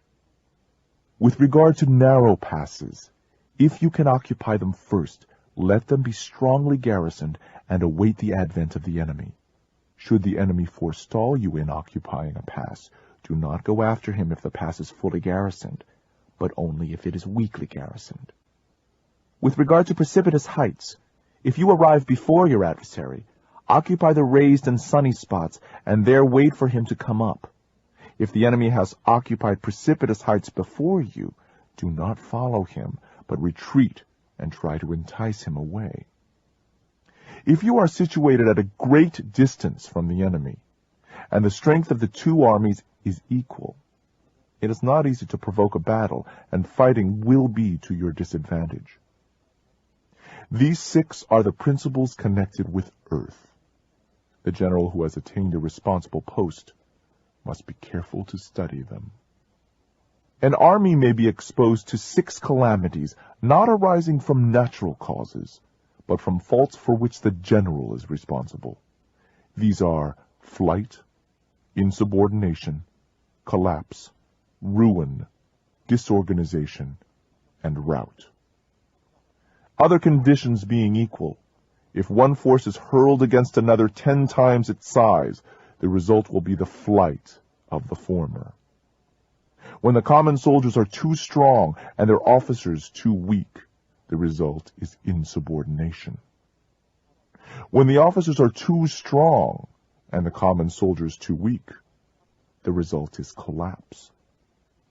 When the higher officers are angry and insubordinate, and on meeting the enemy give battle on their own account from a feeling of resentment, before the commander-in-chief can tell whether or not he is in a position to fight, the result is ruin. When the general is weak and without authority, when his orders are not clear and distinct, when there are no fixed duties assigned to officers and men, and the ranks are formed in a slovenly, haphazard manner, the result is utter disorganization. When a general, unable to estimate the enemy's strength, allows an inferior force to engage a larger one, or hurls a weak detachment against a powerful one, and neglects to place picked soldiers in the front rank, the result must be a rout. These are 6 ways of courting defeat, which must be carefully noted by the general who has attained a responsible post. The natural formation of the country is the soldier's best ally.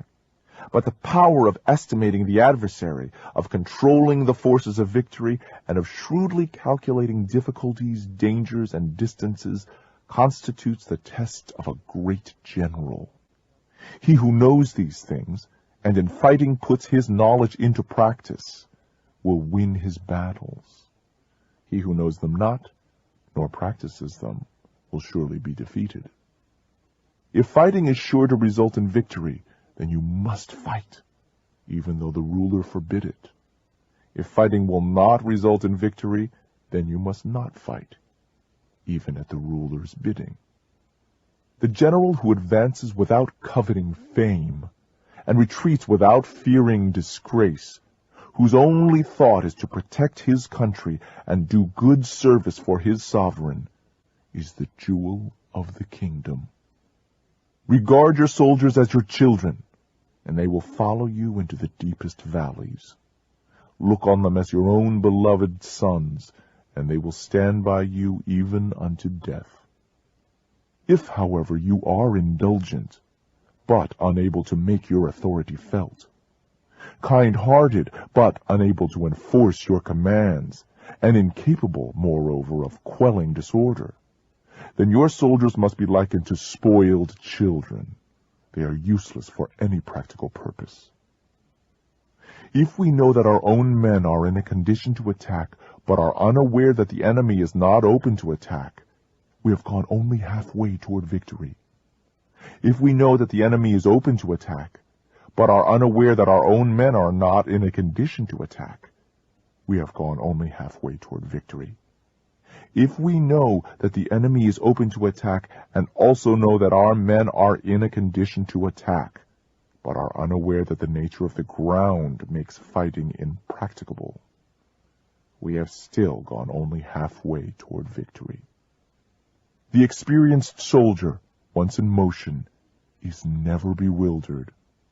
Once he has broken camp, he is never at a loss. Hence the saying, if you know the enemy and know yourself, your victory will not stand in doubt.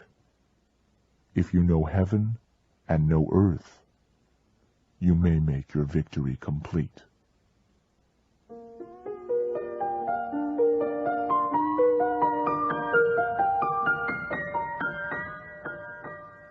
Zheng Yu told the story about Pei Xing-jian, who was sent on a punitive expedition against the Turkic tribes.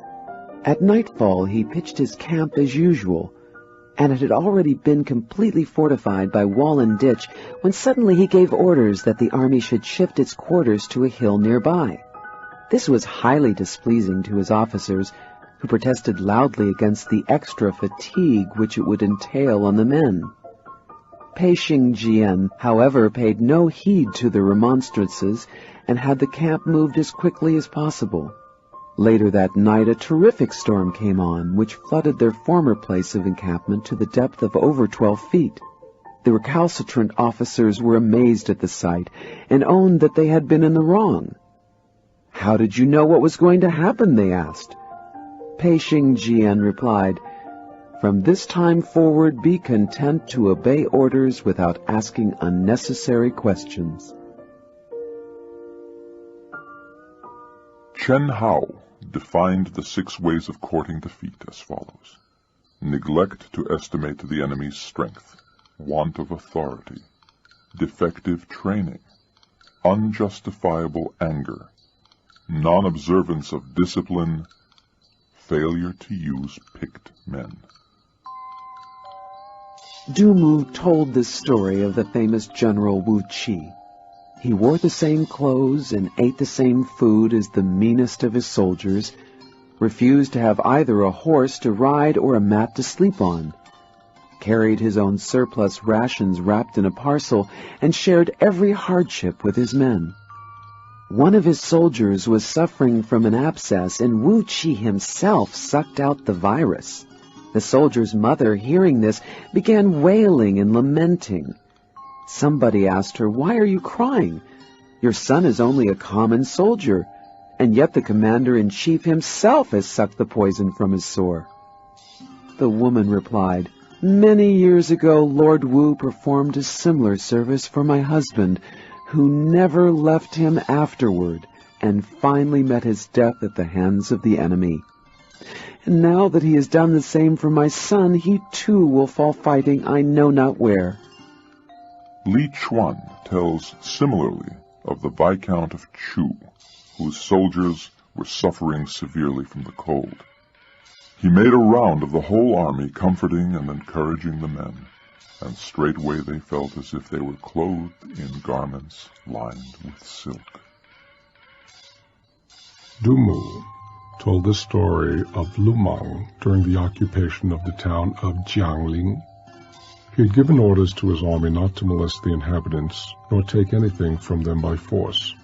Nevertheless, a certain officer serving under his banner, who happened to be from the same town as the general, ventured to appropriate a bamboo hat belonging to one of the people in order to wear it over his regulation helmet, as protection against the rain. Lu Meng considered the fact of his being a native of the same town as the culprit should not be allowed to palliate a clear breach of discipline, and accordingly he ordered his summary execution, the tears rolling down his face, however, as he did so. This act of severity filled the army with wholesome awe, and from that time forth, even articles dropped in the highway were not picked up.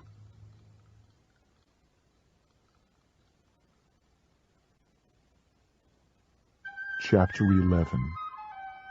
The 9 Situations.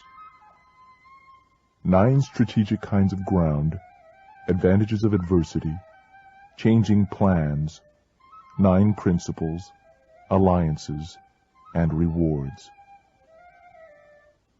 Sun Tzu said, "The art of war recognizes 9 varieties of ground: dispersive ground, facile ground, contentious ground, open ground, ground of intersecting highways, serious ground, difficult ground, hemmed-in ground, desperate ground." When a chieftain is fighting in his own territory, it is dispersive ground, so called because the soldiers, being near to their homes and anxious to see their wives and children, are likely to seize the opportunity afforded by a battle and scatter in every direction. When he has penetrated into hostile territory, but to no great distance, it is facile ground. Ground that can be of great advantage to either side is contentious ground. Ground on which each side has liberty of movement is open ground. Ground which forms the key to 3 contiguous states, so that he who occupies it first has most of the empire at his command, is ground of intersecting highways. When an army has penetrated into the heart of hostile country, leaving a number of fortified cities in its rear, it is serious ground. Mountain forests, rugged steeps, marshes, and fens, all country that is hard to traverse, this is difficult ground. Ground which is reached through narrow gorges, and from which we can only retire by tortuous paths, so that a small number of the enemy would suffice to crush a large body of our own men. This is hemmed-in ground. Ground on which we can only be saved from destruction by fighting without delay. This is desperate ground. On dispersive ground, therefore, fight not. On facile ground, halt not. On contentious ground, attack not. On open ground, do not try to block the enemy's way. On ground of intersecting highways, join hands with your allies. On serious ground, gather in provisions from all sides. In difficult ground, keep steadily on the march. On hemmed-in ground, resort to stratagem. On desperate ground, fight. Those who were called skillful leaders of old knew how to drive a wedge between the enemy's front and rear, to prevent cooperation between his large and small divisions, to hinder the good troops from rescuing the bad, the officers from rallying their men. When the enemy's men were scattered, they prevented them from gathering. Even when their forces were united, they managed to keep them in disorder. When it was to their advantage, they made a forward move. When otherwise, they stopped still. If asked how to cope with a great host of the enemy in orderly array and on the point of marching to the attack, I should say begin by seizing something that your opponent holds dear. Then he will be amenable to your will. Speed is the essence of war. Take advantage of the enemy's unreadiness. Make your way by unexpected routes and attack unguarded spots. The following are the principles to be observed by an invading force. The further you penetrate into a country, the greater will be the solidarity of your troops, and thus the defenders will not prevail against you. Make forays in fertile country in order to supply your army with food. Carefully study the well-being of your men, and do not overtax them. Concentrate your energy and hoard your strength. Keep your army continually on the move, and devise unfathomable plans. Throw your soldiers into positions whence there is no escape, and they will prefer death to flight. If they will face death, there is nothing they may not achieve. Officers and men alike will put forth their uttermost strength. Soldiers in desperate straits lose the sense of fear. If there is no place of refuge, they will stand firm. If they are in the heart of a hostile country, they will show a stubborn front. If there is no help for it, they will fight hard. Thus, without waiting to be marshaled, the soldiers will be constantly on the alert.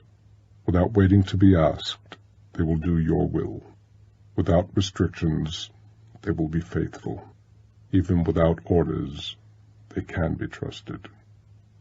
Prohibit the studying of omens, and do away with superstitious doubts. Then, until death itself comes,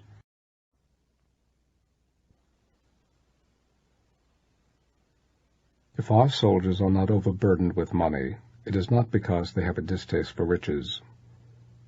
If their lives are not unduly long, it is not because they are disinclined to longevity.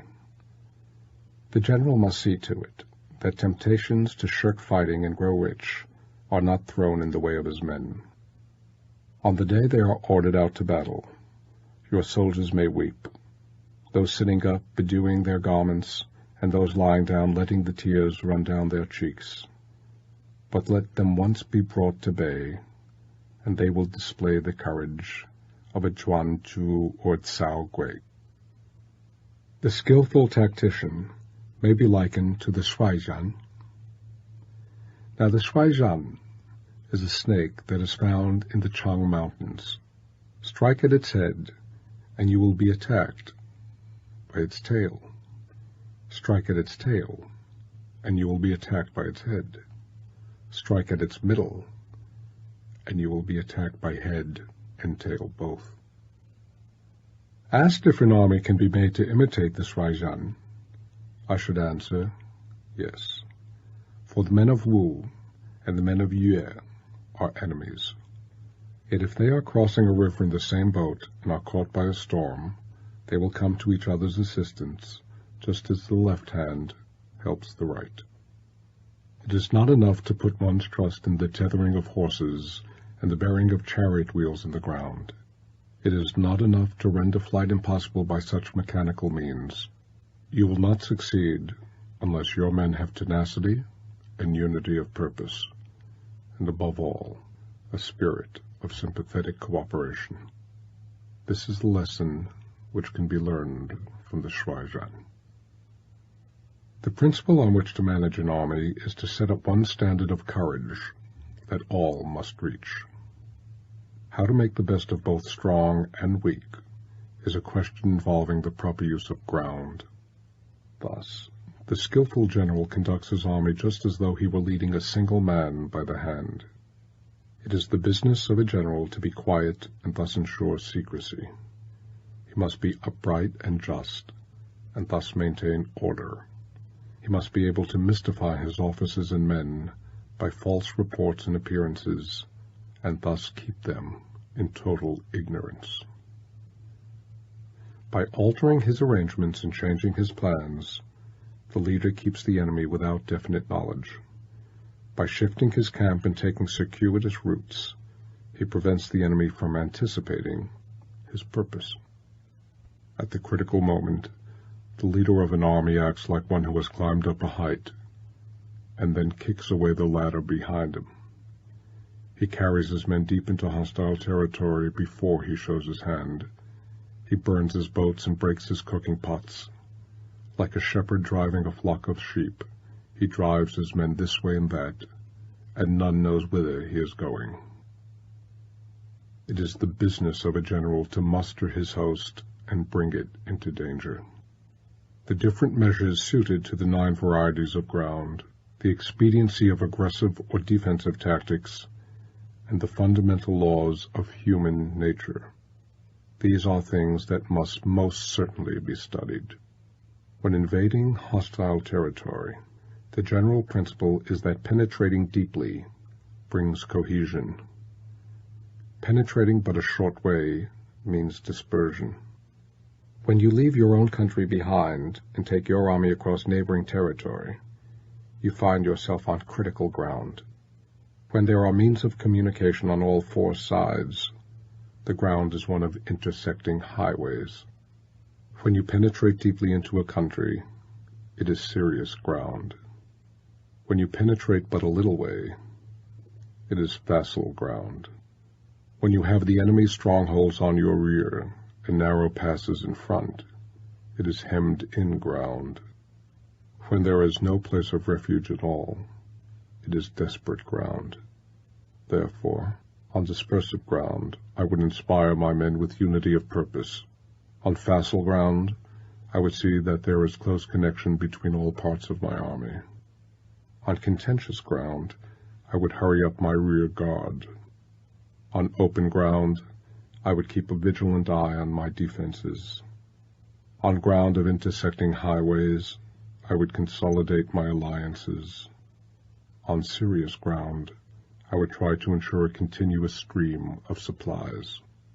On difficult ground, I would keep pushing on along the road. On hemmed-in ground, I would block any way of retreat. On desperate ground, I would proclaim to my soldiers the hopelessness of saving their lives. For it is the soldier's disposition to offer an obstinate resistance when surrounded, to fight hard when he cannot help himself, and to obey promptly when he has fallen into danger. We cannot enter into alliance with neighboring princes until we are acquainted with their designs.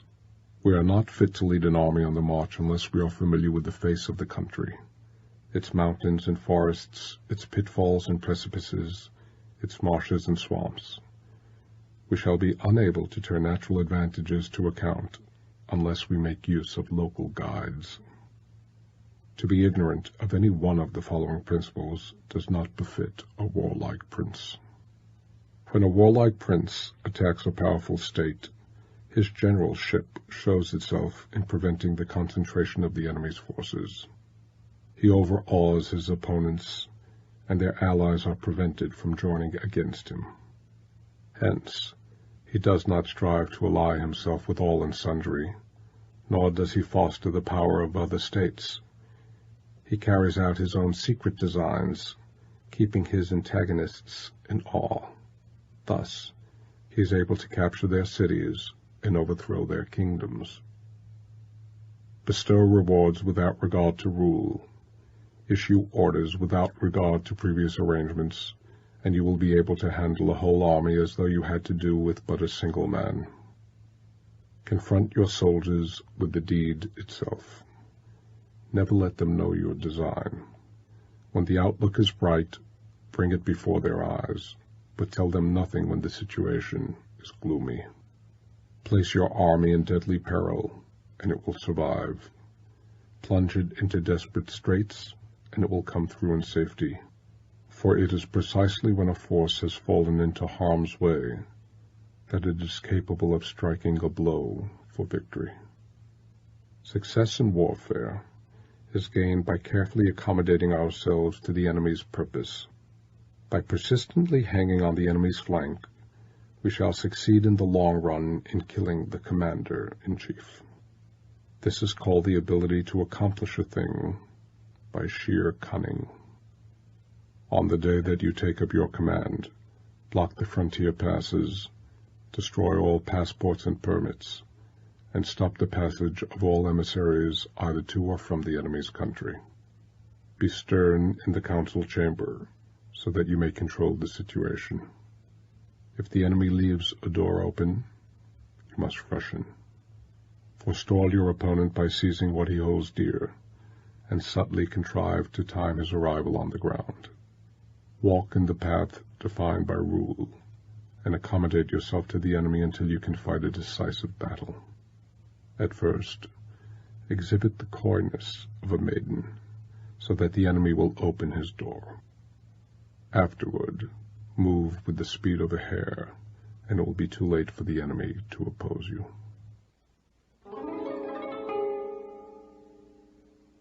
Chen Hao said, "To be on desperate ground is like sitting in a leaking boat or crouching in a burning house." Hoshi told the following anecdote about speed. Li Jing was sent to reduce the rebel Shao Xian, who had set up as emperor at Jingzhou Fu. It was autumn, and the Yangtze being then in flood, Shao Xian never dreamt that his adversary would venture to come down through the gorges, and consequently made no preparations. But Li Jing embarked his army without loss of time, and was just about to start when the other generals implored him to postpone his departure until the river was in a less dangerous state for navigation.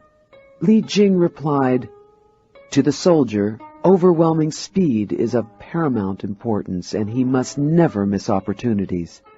Now is the time to strike, before Shao Xian even knows that we have got an army together. If we seize the present moment when the river is in flood, we shall appear before his capital with startling suddenness, like the thunder which is heard before you have the time to stop your ears against it. This is the great principle in war. Even if he gets to know of our approach, he will have to levy his soldiers in such a hurry that they will not be fit to oppose us. Thus the full fruits of victory will be ours." All came about as he predicted, and Shao Xian was obliged to surrender, nobly stipulating that his people should be spared, and he alone suffer the penalty of death. Shen told this story of General Wang Jian, who had invaded the Chu state, where a universal draft was instituted to oppose him. Being doubtful of the temper of his troops, Wang Jian declined all invitations to fight and remained strictly on the defensive. In vain did the Chu general try to force a battle. Day after day Wang Jian kept inside his walls and would not come out, but devoted his whole time and energy to winning the affection and confidence of his men. He took care that they should be well fed, sharing his own meals with them, provided facilities for bathing, and employed every method of judicious indulgence to weld them into a loyal and homogeneous body. After some time had elapsed, he told certain persons to find out how the men were amusing themselves. The answer was that they were competing with one another at lifting weights and broad jumps. When Wang Jian heard that they were engaged in these athletic pursuits, he knew that their spirits had been strung up to the required pitch, and that they were now ready for fighting. By this time, the Chu army, after repeating their challenge again and again, had marched away eastward in disgust. Wang Jian immediately broke up his camp and followed them, and in the battle that ensued, they were routed with great slaughter. Zhao Geng said this of soldiers weeping. This is not because they are afraid, but because all have embraced the firm resolution to do or die. Yuan Ju and Cao Gui were heroes known for personal valor. Yuan Ju committed an assassination at the cost of his own life, while Cao Gui, during a delicate treaty negotiation, held a knife against the chest of his opponent until he was promised full restitution of lands. Du Yu said, "Burn your baggage, throw away your supplies, choke up the wells, destroy your cooking stoves, and make it plain to your men that they cannot survive but must fight to the death." Mei Yao Chen said, "The only chance of life lies in giving up all hope of it." Jiang Yu, speaking of being deeply involved in a perilous position, told this story. When Pan Chao arrived at Shanshan, Guang, the king of the country, received him with great politeness and respect. But shortly afterward his behavior underwent a sudden change, and he became remiss and negligent. Pan Chao spoke about this to his officers. "Have you not noticed," he said, "that Guang's polite attentions are on the wane?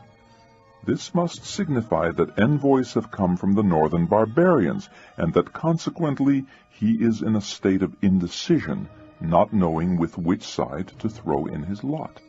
Thereupon he called one of the natives who had been assigned to his service and set a trap for him, saying, "Where are those envoys from the Xiongnu who arrived some days ago?" The man was so taken aback that, between surprise and fear, he presently blurted out the whole truth. Pan Chao, keeping his informant carefully under lock and key, then summoned a gathering of his officers, 36 in all, and began drinking with them. When the wine had mounted into their heads a little, he tried to rouse their spirits still further by addressing them thus: "Gentlemen, here we are in the heart of an isolated region, anxious to achieve riches and honor by some great exploit.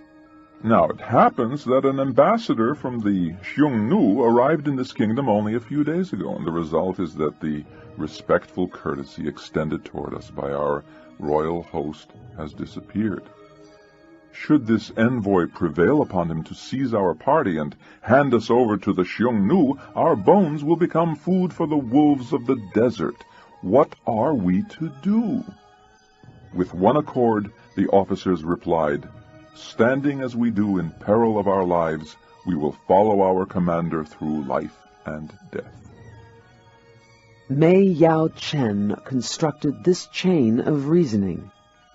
In attacking a powerful state, if you can divide her forces, you will have a superiority in strength. If you have a superiority in strength, you will overawe the enemy. If you overawe the enemy, the neighboring states will be frightened. If the neighboring states are frightened, the enemy's allies will be prevented from joining her. Jiang Yu and Jin Lin said, "Your arrangements should not be divulged beforehand. There should be no fixity in your rules and arrangements."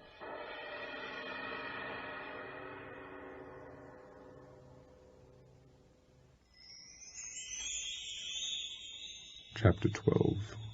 Attack by Fire and Water. Cultivating Resources. Sun Tzu said, "There are 5 ways of attacking with fire. The first is to burn soldiers in their camp. The second is to burn supplies. The third is to burn baggage trains. The fourth is to burn arsenals and magazines. The fifth is to hurl dropping fire among the enemy." In order to carry out an attack with fire, we must have means available. The material for raising fire should always be kept in readiness.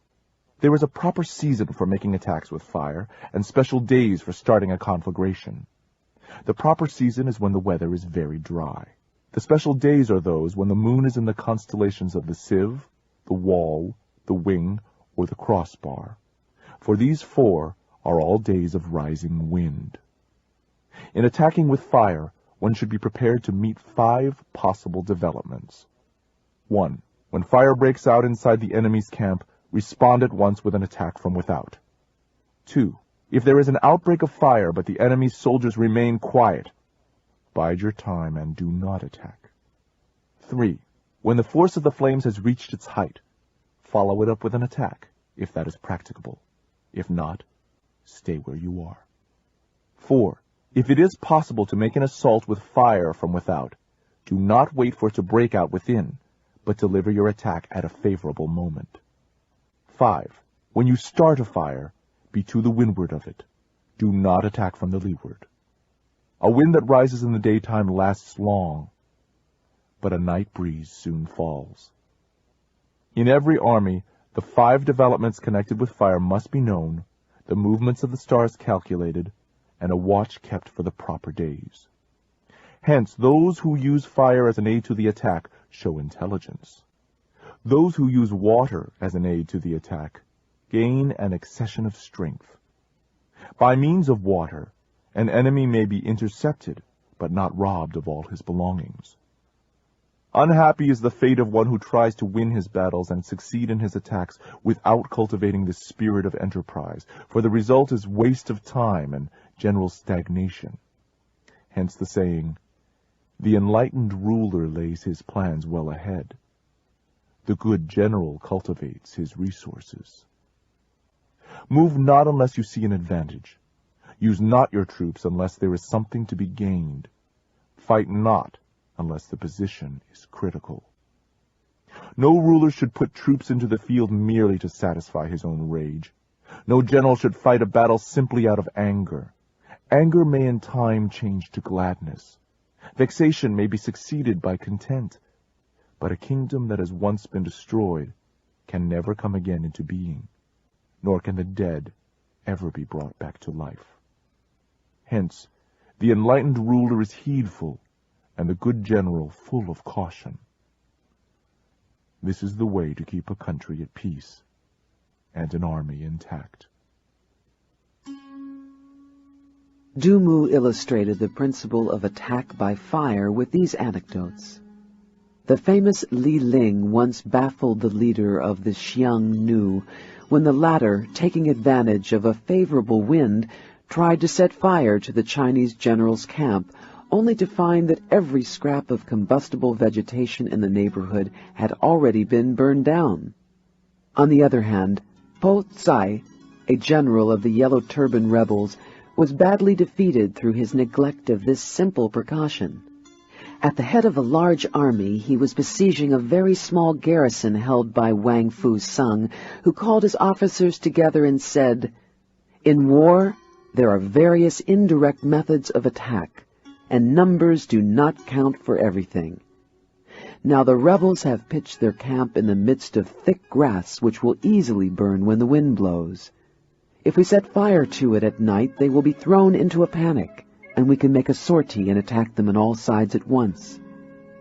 That evening a strong breeze sprang up, so Wang Fu Sung instructed his soldiers to bind reeds together into torches and mount guard on the city walls, after which he sent out a band of daring men who stealthily made their way through the lines and started the fire with loud shouts and yells.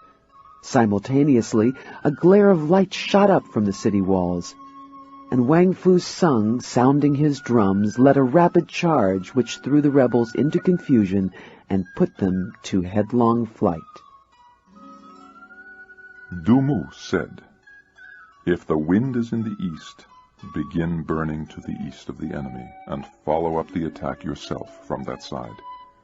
If you start a fire on the east side and then attack from the west, you will suffer in the same way as your enemy."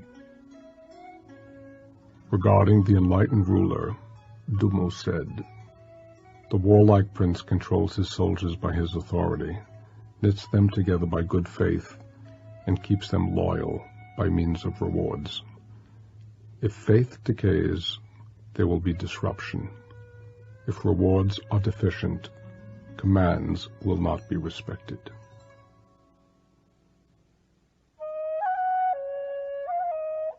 Chapter 13. The Use of Spies. Divine Manipulation of the Threads. Sun Tzu said, Raising a host of 100,000 men and marching them great distances entails heavy loss on the people and a drain on the resources of the state. The daily expenditure will amount to 1,000 ounces of silver. There will be commotion at home and abroad, and men will drop down exhausted on the highways. As many as 700,000 families will be impeded in their labor. Hostile armies may face each other for years, striving for the victory that is decided in a single day.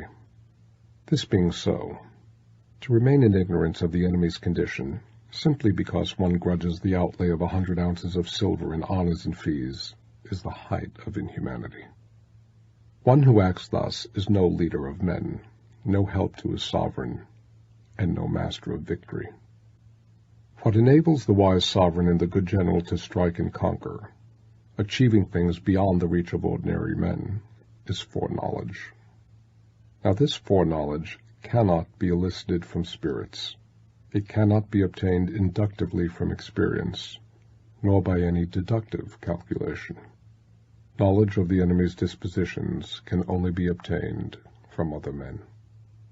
Hence, the use of spies, of whom there are 5 classes: local spies, internal spies, converted spies, doomed spies, surviving spies. When these 5 kinds of spies are all at work, none can discover the secret system. This is called the divine manipulation of the threads. It is the sovereign's most precious faculty. Having local spies means employing the services of the inhabitants of a district. Having internal spies means making use of officials of the enemy. Having converted spies means getting hold of the enemy's spies and using them for our own purposes. Having doomed spies means doing certain things openly for purposes of deception and allowing our own spies to know of them and report them to the enemy. Surviving spies, finally, are those who bring back news from the enemy's camp. Hence it follows that there must be no more intimate relations in the whole army than those maintained with spies. No one should be more liberally rewarded, and nowhere else should greater secrecy be preserved. Spies cannot be usefully employed without a certain intuitive sagacity. Spies cannot be properly managed without benevolence and directness. Without subtle ingenuity of mind, one cannot make certain of the truth of their reports. Be subtle. Be subtle, and use your spies for every kind of business. If a secret piece of news is divulged by a spy before the time is ripe, he must be put to death together with the person to whom the secret was told. Whether the object be to crush an army, to storm a city, or to assassinate an individual, it is always necessary to begin by finding out the names of the attendants, the aides-de-camp, the doorkeepers, and sentries of the general in command. Our spies must be commissioned to ascertain these. The enemy's spies who have come to spy on us must be sought out, tempted with bribes, led away, and comfortably housed. Thus they will become converted spies and available for our service. It is through the information brought by the converted spy that we are able to acquire and employ local and internal spies. It is owing to his information again that we can cause the doomed spy to carry false tidings to the enemy. Lastly, it is by his information that the surviving spy can be used on appointed occasions. The end and aim of spying in all its 5 varieties is knowledge of the enemy, and this knowledge can only be derived in the first instance from the converted spy. Hence it is essential that the converted spy be treated with the utmost liberality. Of old, the rise of the Yin dynasty was due to Yi Zhi, who had served under Xia. Likewise, the rise of the Zhou dynasty was due to Lu Ya, who had served under the Yin. Hence, It is only the enlightened ruler and the wise general who will use the highest intelligence of the army for purposes of spying, and thereby they achieve great results. Spies are a most important element in war, because upon them depends an army's ability to move. Mei Yao Chen said, "Knowledge of the spirit world is to be obtained by divination. Information in natural science may be sought by inductive reasoning. The laws of the universe can be verified by mathematical calculation. But the dispositions of the enemy are ascertainable through spies, and spies alone." Du Mu said, "In the enemy's country, win people over by kind treatment and use them as spies." Enumerating those likely to serve as internal spies, he cited worthy men who have been degraded from office, criminals who have undergone punishment, favorite concubines who are greedy for gold, men who are grieved at being in subordinate positions or who have been passed over in the distribution of posts, others who are anxious that their side should be defeated in order that they may have a chance of displaying their ability and talents, fickle turncoats who always want to have a foot in each boat. Officials of these kinds should be secretly approached and bound to one's interest by means of rich presents. In this way, you will be able to find out the state of affairs in the enemy's country, ascertain the plans that are being formed against you, and, moreover, disturb the harmony and create a breach between the sovereign and his ministers.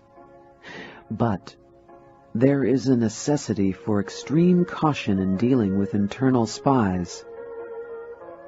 Of converted spies, Zhang Yu said, "We must tempt the converted spy into our service, because it is he who knows which of the local inhabitants are greedy of gain, and which of the officials are open to corruption." Of converted spies, Du Yu said, "By means of heavy bribes and liberal promises, detach them from the enemy's service, and induce them to carry back false information, as well as to spy in turn on their own countrymen." And of doomed spies, "We do things calculated to deceive our own spies, who must be led to believe that they have been unwittingly disclosed.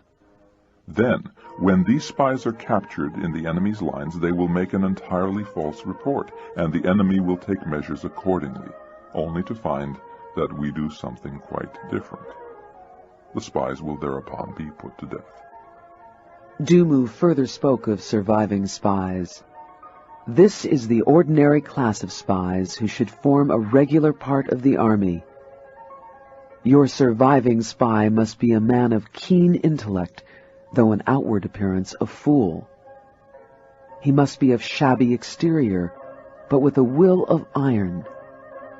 He must be active, robust, and endowed with physical strength and courage. He must be thoroughly accustomed to all sorts of dirty work, able to endure hunger and cold, shame and ignominy." Of the sagacity required by one who uses spies, Du Mu said, "Before using spies, we must assure ourselves as to their integrity of character and the extent of their experience and skill. A brazen face and a crafty disposition are more dangerous than mountains or rivers.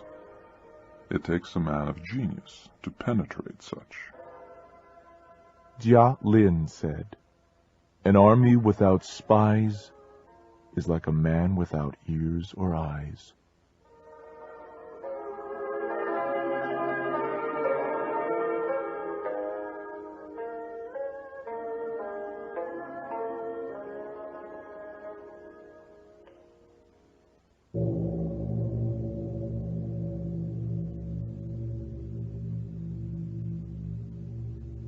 Fighting South of the Castle, an anonymous Chinese poem, circa 124 BCE. They fought south of the castle. They died north of the wall. They died in the moors, and were not buried. Their flesh was the food of crows. Tell the crows we are not afraid. We have died in the moors and cannot be buried. Crows, how can our bodies escape you? The waters flowed deep, and the rushes in the pool were dark. The riders fought and were slain. Their horses wandered neighing. By the bridge there was a house. Was it south? Was it north? The harvest was never gathered. How can we give you your offerings? You served your prince faithfully, though all in vain. I think of you, faithful soldiers. Your service shall not be forgotten. For in the morning you went out to battle, and at night you did not return.